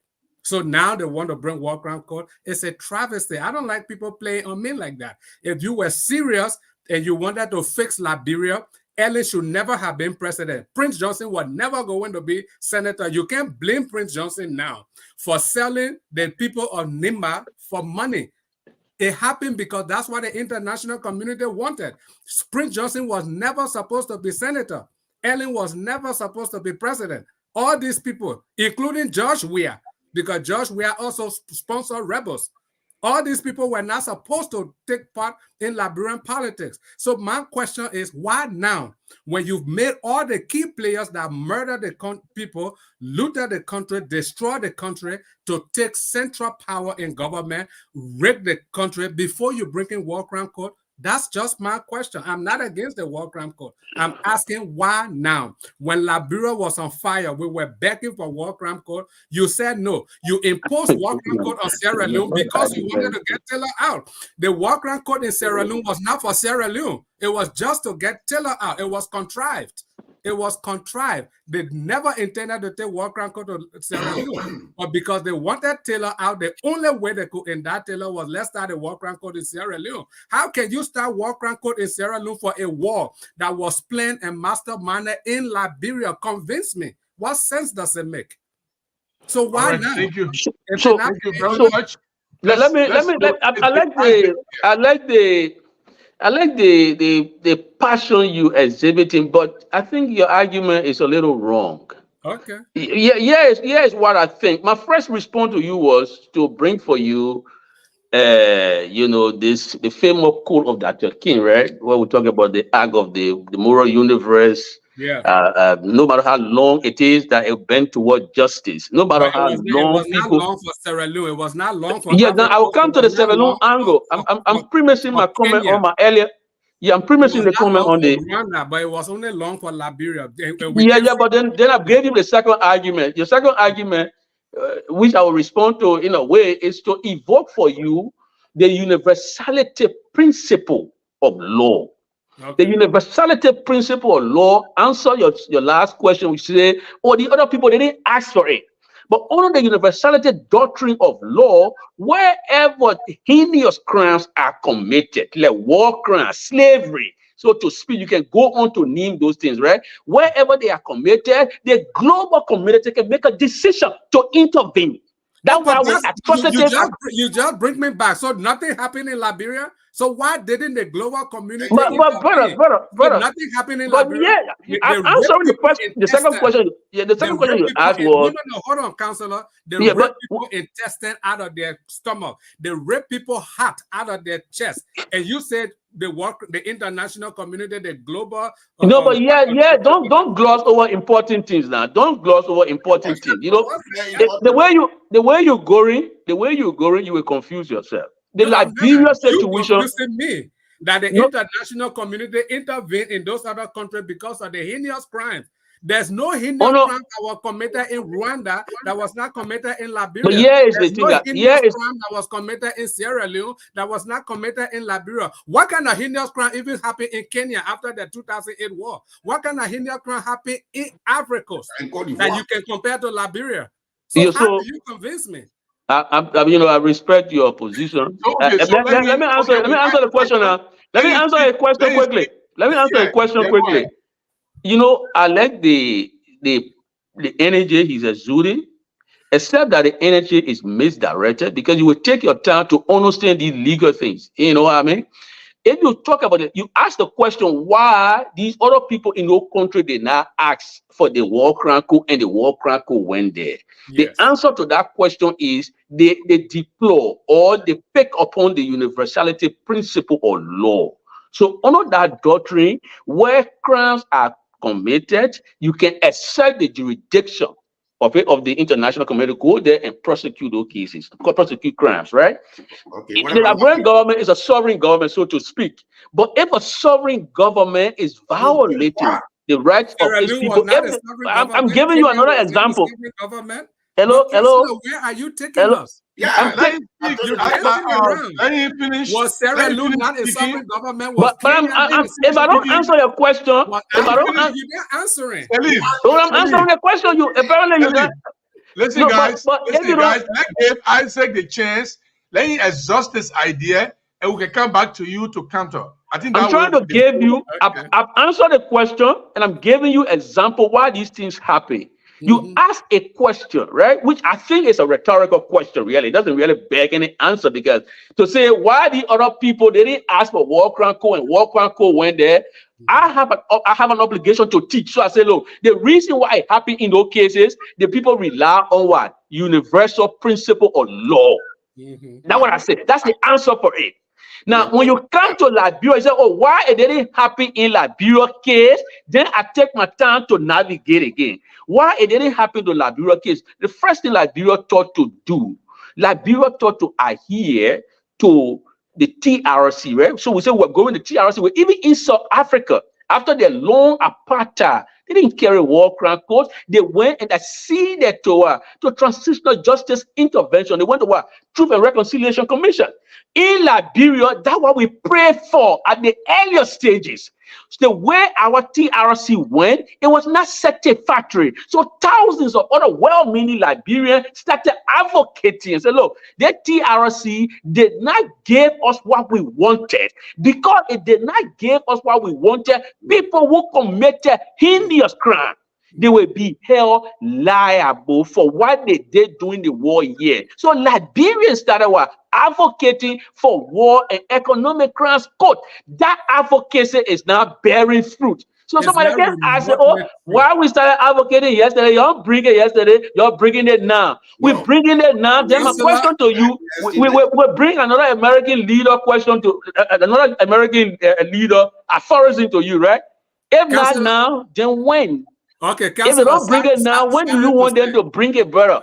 So Liberian people stood up in large number and said, look, we need war and economic crimes court.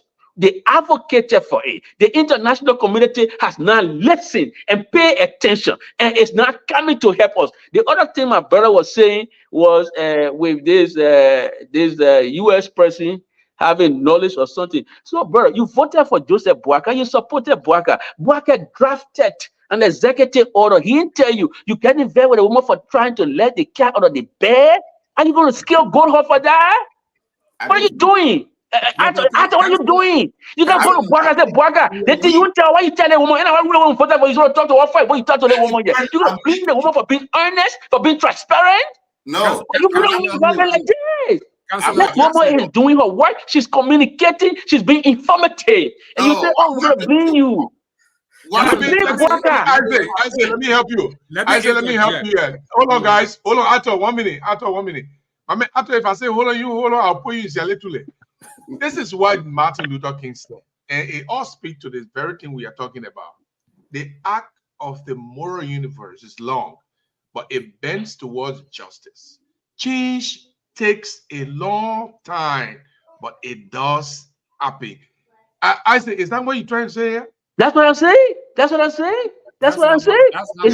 Thank God you brought Dr. King. I don't know why they're going to disagree with Dr. King too. Are you going to disagree with Dr. King now? He's an authority on the thing we're talking about. This is a civil right act. It's not just a iconic civil right leader that we're putting on record here. You going to disagree with him? I disagree with Dr. King. I disagree. Even in long justice, black people still getting killed by police. Yeah, but so we're still working at it, right? Brother, there is no purpose system. Brother, I thought that people getting killed. So the thing is that people getting killed is not the thing. The thing is the people get killed and you don't apply the law, then that's the problem. But what they may say is, look, change will come, it will take time. Just a delay. The common way that Brempo put it, just a delay, not just a deny. It will come, brother. At least we should be applauding the people because it's not coming, it is not inside. We can see it. To cast the other thing I will say before I go, is grossly peace. I want problems always. Okay. It's grossly. It's bad for you to cast expression on the honorable lawmaker that Liberian people stood in the queue to elect only because they voted for a resolution. This is not the first time that the resolution came. The only thing I said to somebody, the first resolution I came, they said they didn't want war crime code, right? The only thing I said to somebody, the other war crime code, the resolution here, it can be captured under the law of recency, right? Under the legal doctrine of recency. So the recent lawyer taking preeminent, but Liberian people, they did resolution before on the same war crime code. So come here now and challenge their thinking and say, oh, the other resolution, they didn't do it. I think it's just so unfair to our people. Don't do it to them. Don't do it to them. Don't do it to them. To add to what Isaac said, Brother, leave 1 minute. To add to what Isaac said, guys, at some point in time, we need to recognize the good. As much as the abundance of evil, we have to recognize the good. Whether they drafted it themselves, whether they didn't draft it themselves. Like I said, I was not a proponent of the war crime code, but now I'm softening towards it because the very essence of the TRC was not achieved. Recommendations were kicked under the table, were buried. Nobody wanted to implement the recommendations. So we come to a point where the choice of the people was played with, was buried, was destroyed. Now the only option that we have is the other one that other people are saying, look, saying the first part we didn't succeed, let's go to the second part. Let me fact check. And let me fact check Anthony Jackson before he leaves. You have the time. Let me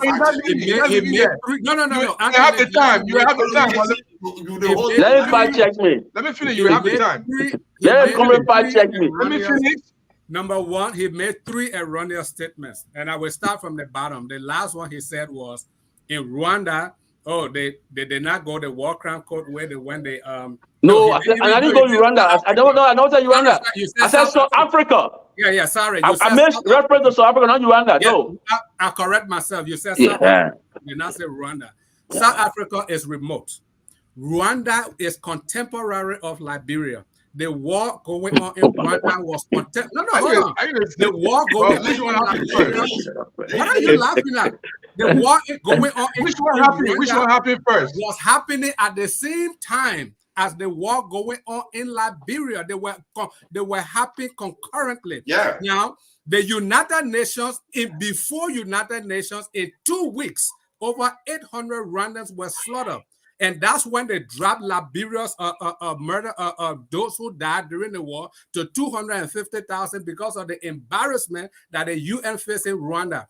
When you talk about TRC, why go with South Africa? After the war in Rwanda, they had TRC and they still had a war crime code. The war crime code was going on in The Hague, and the TRC was going on in Rwanda. And people were hurt before the TRC. When they finished with the TRC report, Rwanda adopted their TRC report. The TRC report in Liberia was very much far-reaching. And this, I have the copy of that TRC. Hold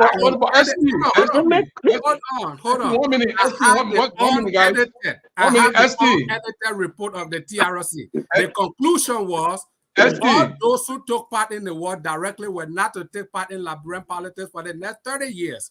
And that's why it was kicked to the curb, because that excluded Ellen. What are we talking about? And yeah, go ahead. 1 minute, guys. Hold on. Let me set something straight here. The Rwanda thing happened before the South African thing. Rwanda was in 1994, December. It was established from January 1994. And the South African thing happened in 1996. So the South African thing is more contemporary. No. When I say contemporary, that's not what I meant. That's not the context. Let's be careful so we don't compare apple to oranges. You know, these things are. We gotta be. In South Africa, there was no we have to be careful. In South Africa, there was war in Rwanda. There was but Isaac is different from what you guys are arguing. Hold on. Isaac's argument is, let's put it in perspective.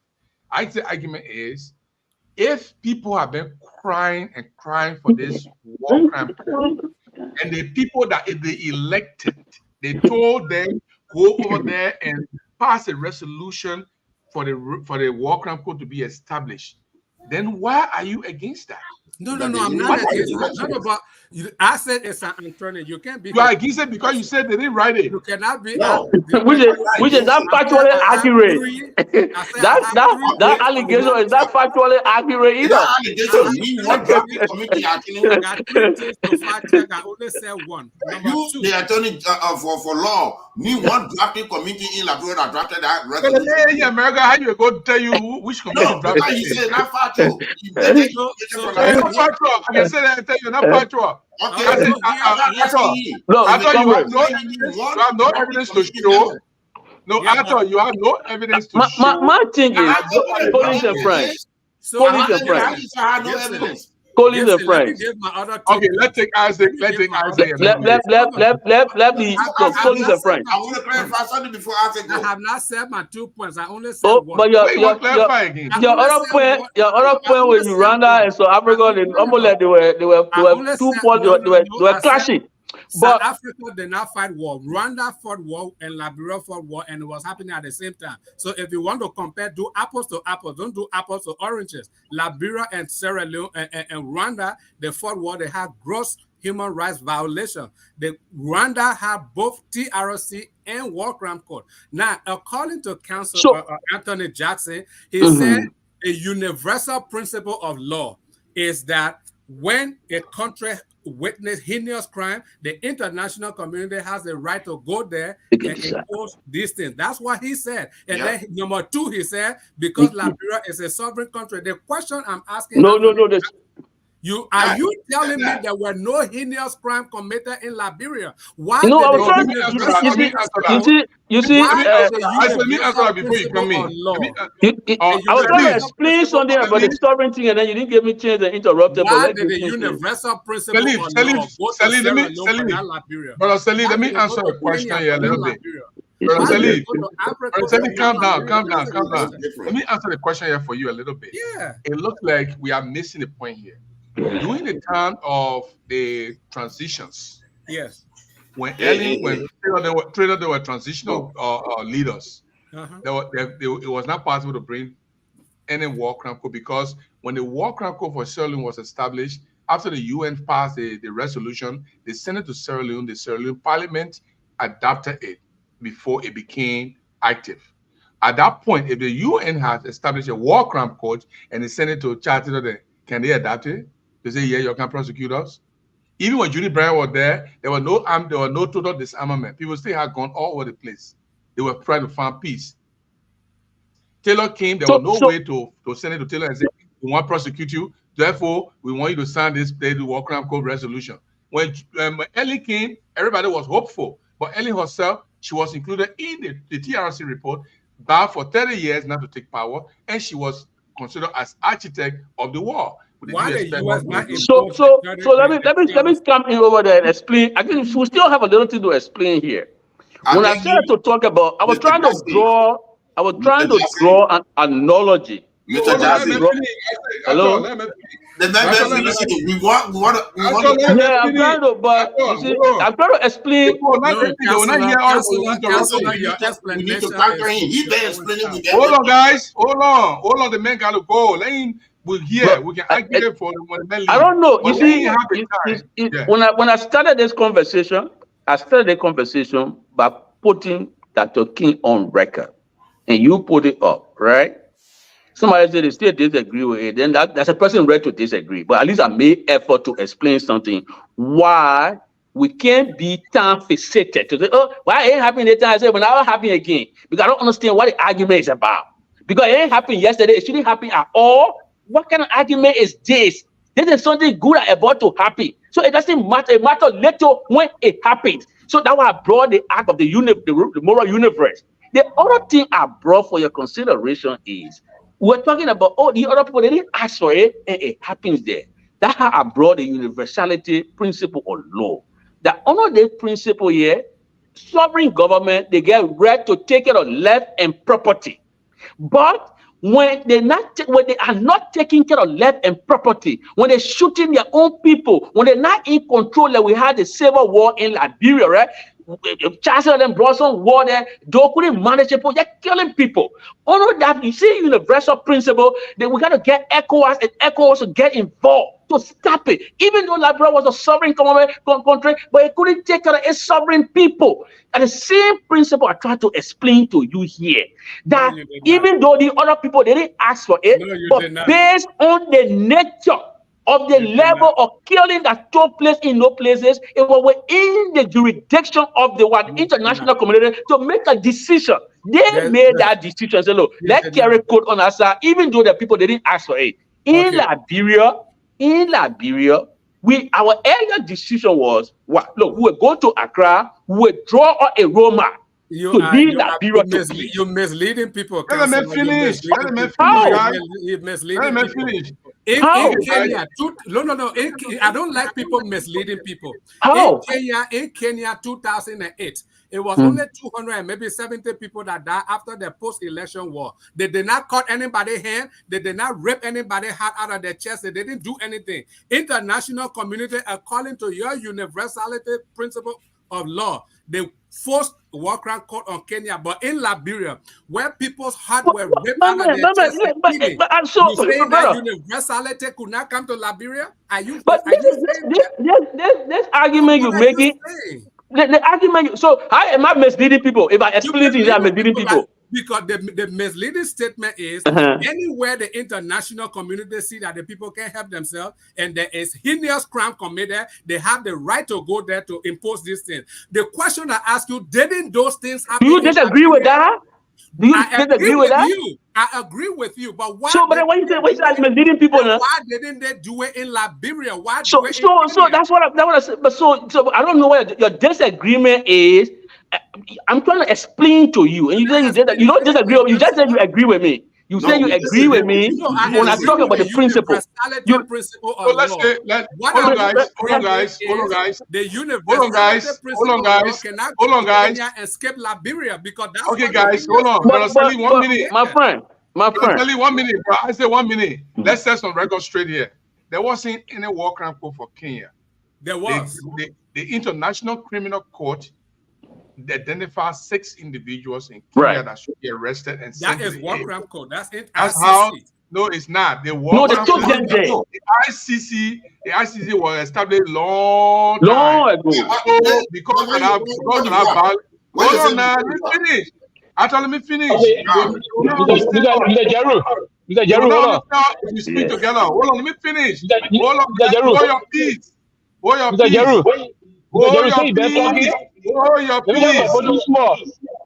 peace. Hold your peace. Let me finish. What happened in Kenya? Some guys, there was a violence. Yes. So Uhuru Kenyatta was electoral violence. He was one of those that were taken to the ICC, but he was exonerated, and they brought him back. He was taken to the ICC. There was no court established for Kenya.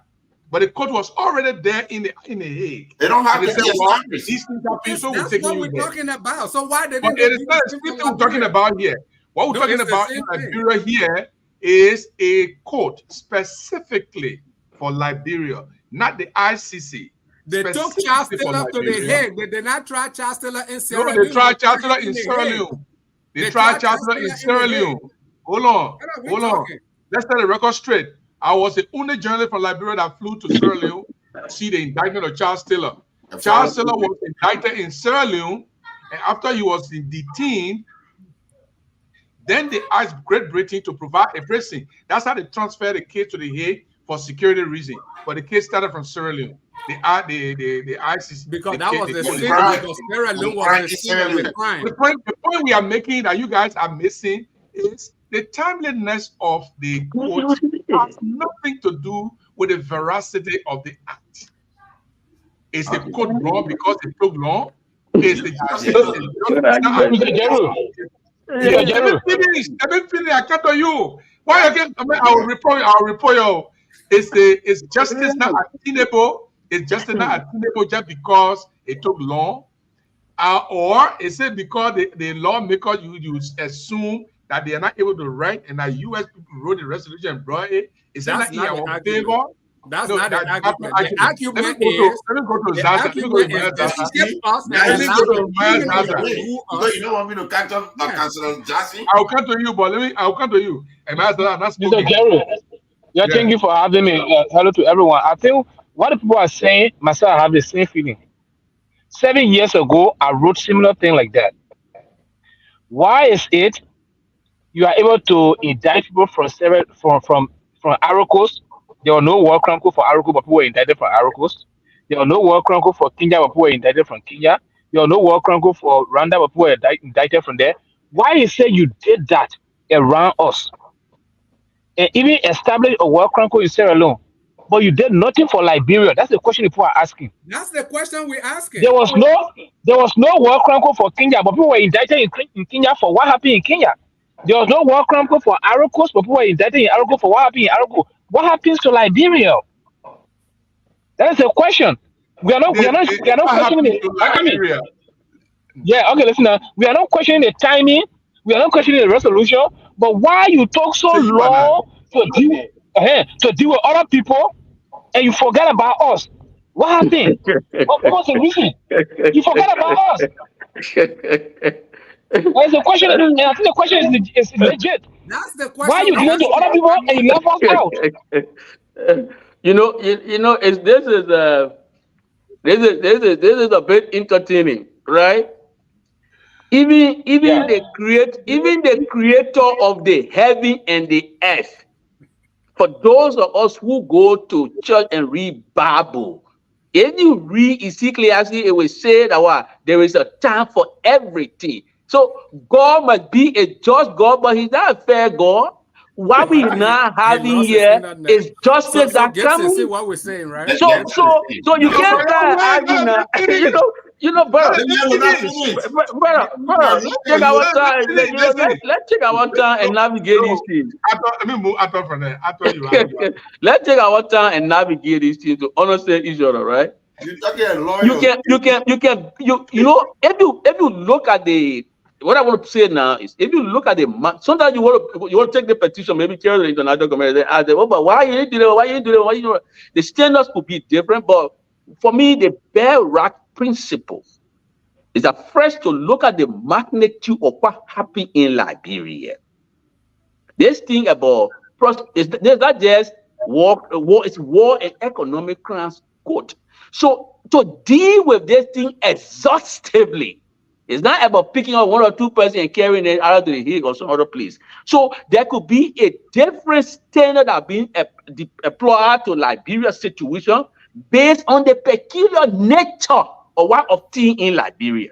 But I don't think we should spend our entire energy on this thing here when we're not moving anywhere. There could be different standards applied or deployed in different situations based on how the situation present themselves. Liberia is a peculiar situation. Liberia is a unique situation. That's why this approach has been taken. Somebody could argue the same way. Oh, why are you open special court for Sierra Leone? Why aren't you tell people and carry them to the existing code? Different standard. It is within the what? Like when the lady said, when you listen to her, she said, look, when you pass the resolution, the technician will what?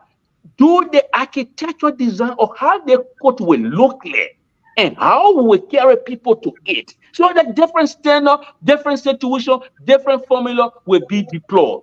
I think that was obtaining here, but we can spend our entire time and energy on out of the timeliness. Why the other thing happens in Liberia. Liberia is just differently situated. That's why it calls for. They say what? Different soul got different medication, right? I'm bringing that thing home because our people listening to it now. They say what? Bad soul need what? Drastic medicine or what? But different soul got different kind of treatment. Liberia soul is a different soul. The way the soul is, that's how it's being treated by the international community. But he's always happy. Honor the universal principle of law. It's not remotely. I said, let me go to Arthur. Arthur, you speak for 30 seconds, and then I will bring something for Josh to make a comment on it. Then he leaves. So because I can wrap up before on me. One more, just one more. Yeah, go ahead. I say, Arthur, go ahead. That's the time I ask a question, Mr. Jassy. You are attorney of criminal law or international laws? So I got my master in international economic law. Okay, that's good. From Birkbeck University of London, one of the prestigious universities in England. Okay. So it's not one of those Fiasco school. I know. At least I went to serious school. I'm not boasting. I know, but let me come up with another thing. In your international financial stuff you did, what's the limitation for investment for a crime? No, man, you want to ask them a question? But no limitation on. But even when you argue like that, then you defeat your own team because don't start your limitation on the crime, right? Jason, you agree with me? There's no limitation on the. Yeah, so it doesn't matter when the court can, when it doesn't count. The court, look, my brother, when you're talking about war crime, even the people who committed those war crimes in Germany, when some of them submit, when they experience dementia, they stay dragged and they don't answer for what they did. So, brother, enough for your brigade team. All right? Now, because I tell no, so it will not happen again. No, it can happen whenever it should happen. All right, guys. Thank you very much. Let me make a break. Let me make a breach here, guys. If you're listening to us, this is Jason running away. Yeah, well, don't worry. We'll make a comment. We don't have a lot of time, and that man got to go when we get into 12 midnight. He went all the way to Carrisburg, and I don't want to keep him for long too. It's 5:37 here, and it's 11:37. I thought you were tall. No, so here's the thing, guys. Here's the thing. I won't bring this to all of us. That's the last point we're going to be discussing. We have 2 minutes each. Let me lay the premise. This man called Prince Moye, he was accused of interfering with presidential appointments, trying to change people, stuff like that. He had a press conference and he denied. This is what he said. Appointed you. Then you are in the news all over that Moye is pressuring the president to rescind my nomination. Is that something that sounds well? How is that possible? I think what happened is that person was misplaced and the president is not satisfied. And he's determining to bring those individuals to book. So the way to make the public to think is to use Moye, that he's pressuring the how can I pressure a president with that wealth of experience and very, very educated and to do something that is not right? So if you are appointed, that was it. But if your appointment was done clandestinely and you're trying to use the compliance and attitude on the president, you must be joking, because it's not the President Joseph Boakai that I know that you want to use his hands to do something. When you come to the public, you try to scapegoat me so that it can be seen that I'm trying to pressure the. When I have somebody heard me that I recommended this to the president he accepted. Has somebody ever heard that I recommended this to the president and the president didn't hear me or do it for me? But this is what he did again. After he did all the denial, this is what he did. Yeah. So that's the president. Yeah. We don't want the president to send communication, official communication. It is not sufficient. Senator Moye, can you just let us know if you speak with them? It's not fine. It's regular line. No, they won't know the. What you guys want? You want to let Hello? But you we can't go there. No. I mean, you can't subject us to that. I mean, we just. You don't have to do that. You don't have to do that. He's brought a piece of information. If you don't honor it, that's all right. You can go and the authority that sent him will say follow the right procedure. We don't have to do that. We are not in any confrontation. That's what he did. So he claimed that he doesn't participate in doing that. Meanwhile, he's doing that. On the executive mansion website, the only position that Murphy Connor has is a member of the board of LPRC. So why hasn't Boakai, first of all, speaking to this? Why has he spoken? Why has the executive mansion not made any comment to debunk this? Let me start with Isaac.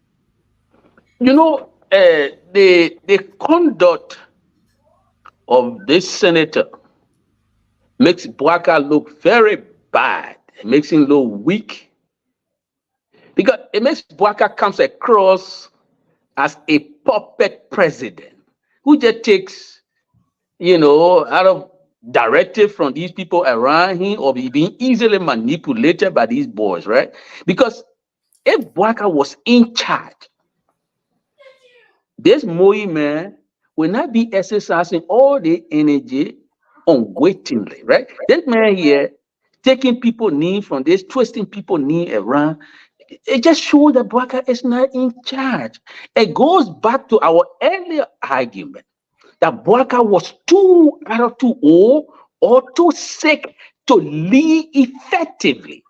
Because that Moye over there, if Bwaka really in charge, what is Moye doing because first thing, it's a terrible look to have senator who's supposed to be paying attention to making law is now in the arena of breaking law. You go to the place, you try to institute jungle justice. Somebody if the president made appointment or made nomination, it will be public. Why is more marching behind somebody and carrying the person to Social Security because you want the person to take over? What signal is he sending? And why has Bwaka not taken any action? This is the second thing that Mr. Moye has done in recent times.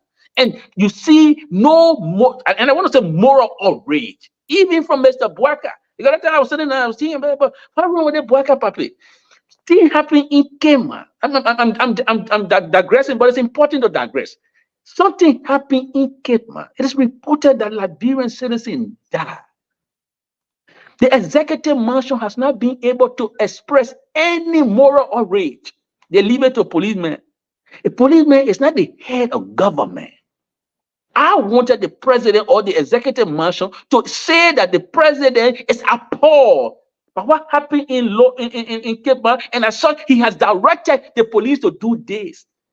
We just hear policemen just marching all over the place and talking more than himself. And lying too. Bwaka not putting premium on the lives of Liberian human beings. People die in Kema, right in Cowell. Bwaka put together a task force that is now instituting vigilante justice. They say the penalty for stealing coral in Liberia that was instant death. It's on Bwaka's watch. The men stole coral without any investigation, without the due process of law. They came here and Bwaka sitting down to hear a family the coup, as though they killed a dog, as though the penalty for stealing coral should be instant death. This is the Bwaka we got. And we got this Bwaka because I was telling people, and people were not listening. That man is too old and he will not be effective. He's too sick, he will not be effective. If that man was very effective, Moye will not be marching all over the place, marching with people. The Moye do this during Ellington. Did you see him march around anywhere in an agent of the government and say, let them do this? So Moye, if Bwaka lost Moye, Bwaka need to bring him in and say, Moye, you're making me look bad. This is not your work. You senator, you're not going to be marching behind people to bring them to government agency. Sit down. Even if you gave me vote from Nima County, from Bon County, even if you gave me vote from Bon County, it's not enough to engage in the conduct you're doing. You're making me look bad because you're making me look like I'm not in charge. But it's important to conclude, brother. What is Bwaka doing in our country? It's just bad. Before you conclude, Amin Modad was also in our gathering, but he issued a clarification. I want you to speak to the clarification, and then we'll go to ST, and we'll go to Arthur, and then we can call it a day. This is what Modad wrote. Modad said, yesterday I was invited to NASCO at short notice with the sole purpose of supporting a seamless professional process. As far as I was concerned, an officer in charge is not a permanent assignment, and there were no political motives or intent to disrepute anyone. However, it is unfortunate that it was not managed properly in the spirit of the positive intent and has been criticized. Why was Amin Modad doing that? But this is the point we're making, right? I've got a colleague with John, but I'm just saying to you and saying to Liberian people, those who inflicted this woman upon us, they have some difficult questions to answer, because the president cannot be in charge, and then his minister of commerce, who is also, a problematic figure, right? This minister of commerce who is conflicted, You know, it's marching with the senator who's supposed to be in the Senate making law, and marching going to agency of the government to install people when they themselves don't have any solid evidence. There is no public notice. So on what basis did they go to NASCO? What are they doing? Assuming the CDC, because CDC issue were released and said that look, we will be deploying our people where training people are. When people go there and want to move there arbitrarily, we will resist. Assuming the CDC people were there, you know what we're going to witness in Morovia? So we need to, at this stage, call on old man Bwaka to take charge of the government that they elected him to run. He is showing too much evidence that his health is frail, that he is not in charge, and other people are taking advantage of his weakness, of his falling apart health. So people are just doing what they're doing. They naming people, they putting them back, no proper vetting going on. They're not scrutinizing people, bringing back some of the CEO corrupt bandits into government. Even the American deplore this. Even the American deployed this. You can't be bringing people like Japa back to government that were dismissed. You can't be bringing Daniel Johnson back to government that were dismissed during the selling time for something that was not proper. These are the people you still bringing back to government. What are you doing? Thousands of Liberians in the country voted for you. They themselves need to get what to do. But people who are already dodgy, people who got a cloud of suspicion of corruption hanging over their head, why are you bringing them back? And why is this man exercising all the energy? This senator from Bond County, is he want to tell us that he owns Bwaka now? Because you got to own Bwaka to start usurping the authority, right? What he's doing is effectively usurping the authority of the president. What is the character in a flimsy lecture? Nobody sees the lecture. One day they're gonna be sitting on there and tutoring them in public. But where the letter? We serve no notice. If Moye have any scintilla of intelligence, he will know that notice is the fundamental principle anywhere in a civil democracy. If the president appoints somebody, there'll be public notice. Why there was no public notice? Going to be removed. Moye is a disgrace. That he's relieved of his. Okay, I said I want you to pause a little bit. And then let's listen to the German. And if you want to go, let me know. We can let you go. But let's hear from ST Salif. Thank you. 2 minutes, sir. Thank you, Mr. Jiro. I mean, it's so infuriating when I watch that video. Okay, in the first place, me too. For the first time for I think we're together on this point. Yeah, but I mean, I want to respect my colleague. I wanted to leave, but I want to respect my colleagues, and then when they do that, we'll just wrap it and go. Yeah. For the first time, me and Anthony Jackson we're on the same page. I've been saying it over and over that Bwaka has just been taken advantage of, and he's not in control. He's not in charge.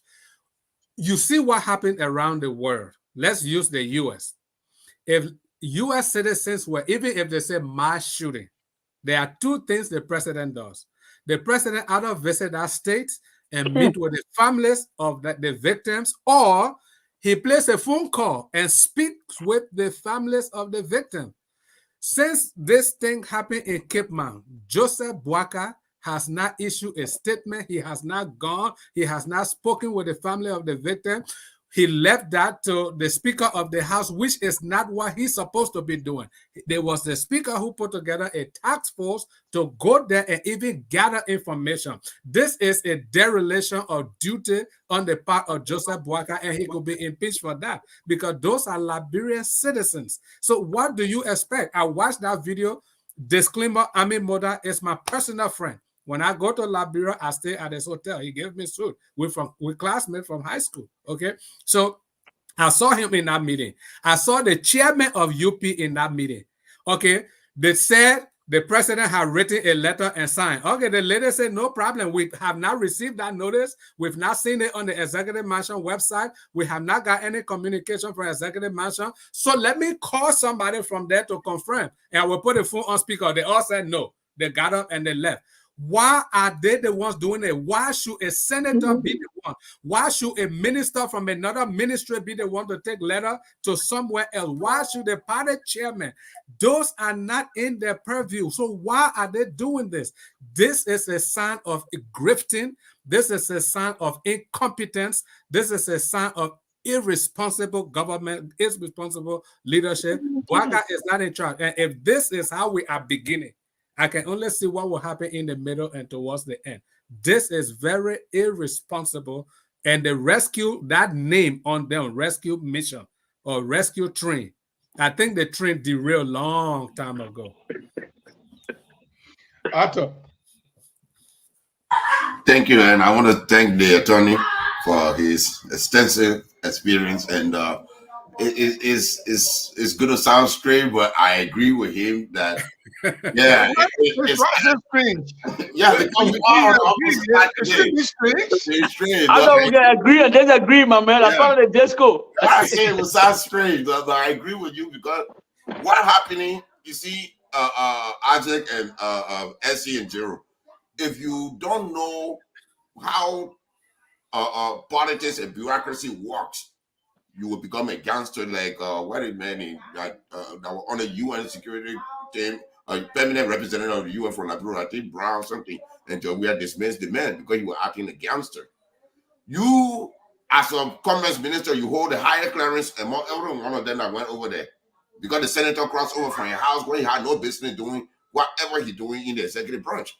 Your job, what happened is somebody in the executive branch, like the managing director, filed a complaint to the pro tem. You're going to be on the committee investigating yourself? You're going to be on the oversight looking into why is it that you're interfering with the executive branch? So all these things that like SD and Mr. Jackson said is the beginning of the worst or the apocalypse to come. We have death. Oh my God! You said government apocalypse. 37th day we killed the Bouaka regime killed 7 people. What about that? About 12 months, you think how many people we're gonna kill? I have I will issue a disclaimer on this one. You know, Bouaka government killed 7 people, or 7 people died during his regime. I would say kill. I'm a private citizen. I'm entitled to my right to accuse my government. If somebody died because they stole electricity, which the crime itself is not read to class 5 felony, he deserve to die. What the due process? If the government not do due process, then you, the government, kill the man. Protest when the police is supposed to protect life and property. You are the first one to discharge a weapon and start killing innocent people when they know you are called for the riot. You were supposed to keep the calm and peace. You were riot police that arrived. Why you didn't stop them? What was your riot gear? Your riot gear includes live bullet. What happened to tear gas? What happened to rubber bullet? What happened to pepper spray? But that's what making a Bouaka regime killing, because right now, who's in charge of Liberia? Who's the manager of Liberia? The Bouaka. It's not Yomiri Kankan Lauren. It's not Yeke Koluwa. It's Bouaka. Anything goes wrong right now, the Bouaka they're asking about, Jackson is right. We elected an old, a weak man. The man who can't even finish 2 hours speech and he fainted. Yet still we proceed to carry him. The next day he was in Ghana sneaking into the poor country for medical treatment without the people's permission. You know, it's a trend. What we're going to do? You say you pro government over there. I am pro government, but I hold government feet to the fire. You know, the man talking truth. That's the unvarnished truth. He's talking the unvarnished truth. You know, I'm also a constitutionalist. The protocol that is being set is bad. We do not execute people in Liberia. Every life in Liberia is guaranteed by the Constitution. That's why we don't have the death penalty. All right, thank you very much. Thank you. I thought, thank you very much. Mario Zaza, your 2 minutes. Okay, since I have 2 minutes now, I'll use one on the first topic. For me, the issue of the World Crime Code, I want us to attach seriousness to the economic aspect of that code. Because if we just leave it to just being war crime, it will be politicized. People will just go and take out people who they don't want in the community and carry them. And we still have the same issues. So let's attach great seriousness to the economic aspect of that war crime code, the War Economic Crimes Code. Let us start from those people that came to our country with fake concessions, rob our people to sign them, and they take everything out of us while we remain there in poverty. Then at the end of the day, we blame our own people, and then the American and the European, they carry out things, and we blame our government, we blame the president. those people should also be held responsible. If we are serious for justice in our country, we should start with Firestone, we should start with Asala Meta, we should start with Beer Mountain, we should start with Lamco, all the people that came to our country and took our resources and left us the way we are before we even reach to the war itself. Because it started from somewhere. And I think economy is the first thing that affected us before we started going after the government, before we started fighting and killing each other. On the issue of this that happened yesterday, everything in that video points to many things. Unprofessionalism was highly on that particular thing. Somebody there referring to the woman, sir. That word sir, according to FM 222.5, sir is a masculine title. You can't address woman as sir. But they were telling sir, put the phone down, sir. And you're supposed to represent the government. The government did not go there with government official. The party chairman, there's that unity party. This is the government of Nigeria. So, one of your problems is the co-host star. What are you star for? No, you're right. You're right. That's why they call her. They call her star. What are you woman star? Star put the phone down, star without consideration. It's consideration why they call the woman star. Yeah. Because they were confused. They were doing the wrong thing. The point I'm putting through that is they never exhibit any form of professionalism. That the point I'm saying, Mr. Jeru. Because if you are professional, you know what kind of word to use in the first place. Even if you are doing the wrong thing, the way you exhibit yourself, the way you present yourself alone can defeat the wrong path. But from the beginning to the end, you never did anything right. You went there with senator is too she now even looking here for sir will not read that level, yes, sir. He's going to be a senator. Man, it's a disgrace. You can't do that to us. Thank you very much. It's a disgrace. Usually doesn't speak long, but hey, look, guys, thank you so much. We are 3 minutes to close. So what I'm going to do, Jason, you want to take a leave? You want to say yeah, man. So, but I thank you, Jeru. I thank you, Jeru, and I thank you, Jeru, and I want to thank Arthur and thank my other colleague. Wait. Hello? Yeah, go ahead. I want to thank you and thank my other colleagues for allowing me to come in this impromptu manner. Oh, I said, wait. I said 1 minute. I said, hold on. I said my thing here, I forgot.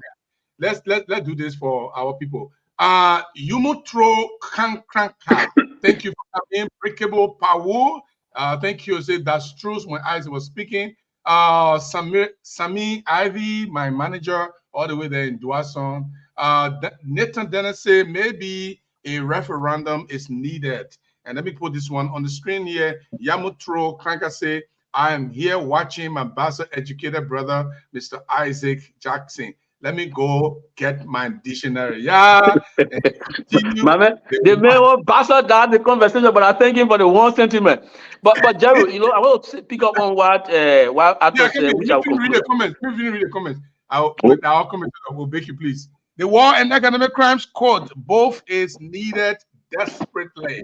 Lawa Boyu says, CEO, the show is interesting, but the panelists need to give chance to one another in terms of speaking to the issue, or there should be time allotted to each of the panelists. Great concern. Salia Soni, even if Taylor was investigated in The Hague, it was still under Sierra Leone mandate. And Salia continue, Mr. Jeru, after the TRC recommendation, there was a referendum held. Where is that report and result? Didn't Liberians say we want Palava, we want Palava style of justice? What is wrong that they cannot implement the restitution portion of the TRC, but they quote, and Celia says, meant Palava. Oh, okay, no problem. He says, what is this statute of limitation for war crimes? War crimes, not all crime, but war crimes don't have statute of limitation. Why aren't they going back to 1979? Well, that's something we need to look at. Maybe they need to go to Matilda Nipo time when she fired a candle and killed people. Who are they protecting? Let me see here. They say Moye is a disgrace and needs to be booted out. Well, we need to start that process. Breakable Power, who says, I had 9 years old. What kind of 9 years you talking about? But then thank you for commenting. And she said, or he said, why never follow the right procedure before going there? Who are you talking about? a Soliciting came by. Yes, sir. Jeru, they will never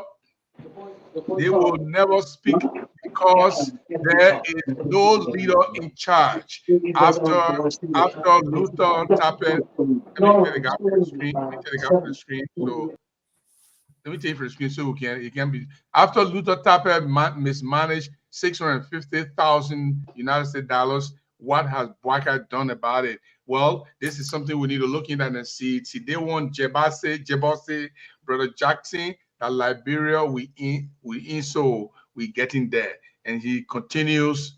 Eddie says, I work as an auditor and the statute of limitations is mostly overruled once fraud crime is detected. Same approach is applied for murder. And this one comes from City One. Joba say, what about Kula Fofana press secretary? So calamities every freaking week. Now, Eddie say, deal with the octogenarian. Who is the octogenarian here? That's great. Seku Oman. Peter Bucker octogenarian. And that part of that disclaimer. Seku Oman tell her what he say. That's 100% true. What is that true? And my man James N. Jensen, the establishment of war and economic crime code holds immense significance, especially in countries that have experienced conflict and economic challenges. Let's delve into why these codes matter. One, addressing atrocities and accountability, war crimes. These codes focus on prosecuting individuals responsible for war crimes such as genocide, torture, and attacks on civilians during armed conflict. Economic crimes, they also address economic offenses, including something, but it didn't come up. And CD1 Jeba says there are 40 years experienced folks that we're talking about Joseph Bwaka who boasted of 40 years experience. But she's continued. He go talk about rest and gasoline price. Now you don't like that one. They're trying to solve the gasoline price. So let me read this last comments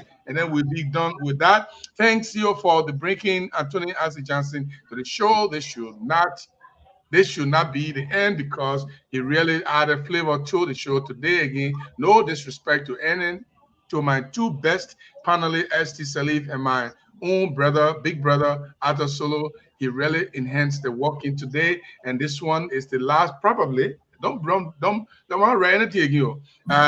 My Martha Sonse, I'm monitoring you guys from Grand Bassa County. Speak, Mr. Jackson. Well, you don't know that ST could be a fan of Bassa too. You're just talking about Bassa for you. I'm from Riverside. That's why they say. No, they see Sally. They didn't remember the man from Kima. No, my father from Bombay, my mother from Riverside, but I grew up in Riverside. I speak Bassa fluently in Angola. All right, guys. I believe we come to the end of the row. Anybody want 30 seconds or 10 seconds to wrap up? I do. Okay, let ST go. Yeah, so the question anytime Shekuna, maybe one of her women and I hold him, then he sent his man bros to come cover. Don't do it. Don't do it. You know, Seku will come by you take it all of me. Yeah. Don't do it. You know, Seku will come by you. After you bros not supposed to go lower woman too. Bros, why you already got a marriage certificate? Guy said, bring one though. Is that one a certificate? No, we got to investigate. What is my wedding? Bros can be they can connive. I want my wedding. The inco hood. We ate pan bottle. We ate casal. The drama is out. No, you were there. I'm marrying my wife. Okay, thank you very much. No, Jeremy. Okay, let me go to Arthur. You want to say something quickly? 10 seconds. Okay, yeah. Thank you, everyone. Thank you. Gibson, I am not against war crime code. I just don't want the American or the foreign people to muscle us and wrap us into things that will then bring this unity among us. But if we do it with the help of the West, if we do it fairly, trust me, it will put out all those old rebels. And when the young people get in power, you see how the country will draft. Because the young people, most of them not travel to Ghana, they not travel to Nigeria, they've been refugee places. They will understand professionalism better than what happened in a NAS code yesterday. No young man will do something like that. The first thing you ask is, my man, I just got my job, man. You trying to put me in trouble? But those guys there, they are gangster, old bodies then, old check up old bodies then. My man, yeah, let's go when I will tell that get out. That's why they were on.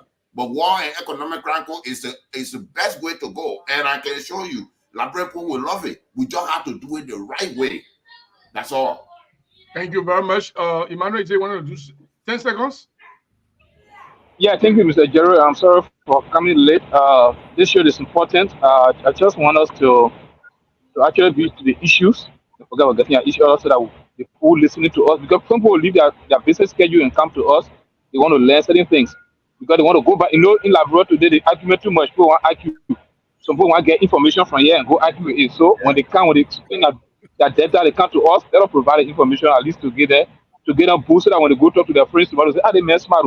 So they want that do it that way. Thank you. But let me tell you something. I'm coming from the school of thought that filibustering in discussion is also good. Yeah. It also no, but I agree with Emmanuel 100% because I got my family in Liberia. When I talk to them, they say, "Oh, but you know, Pastor, the thing that's true because I hear it on Spoon." I said, but it doesn't mean everything from Spoon are true. They say, Pastor, the thing was on Spoon. So you're right. We have to provide the right content.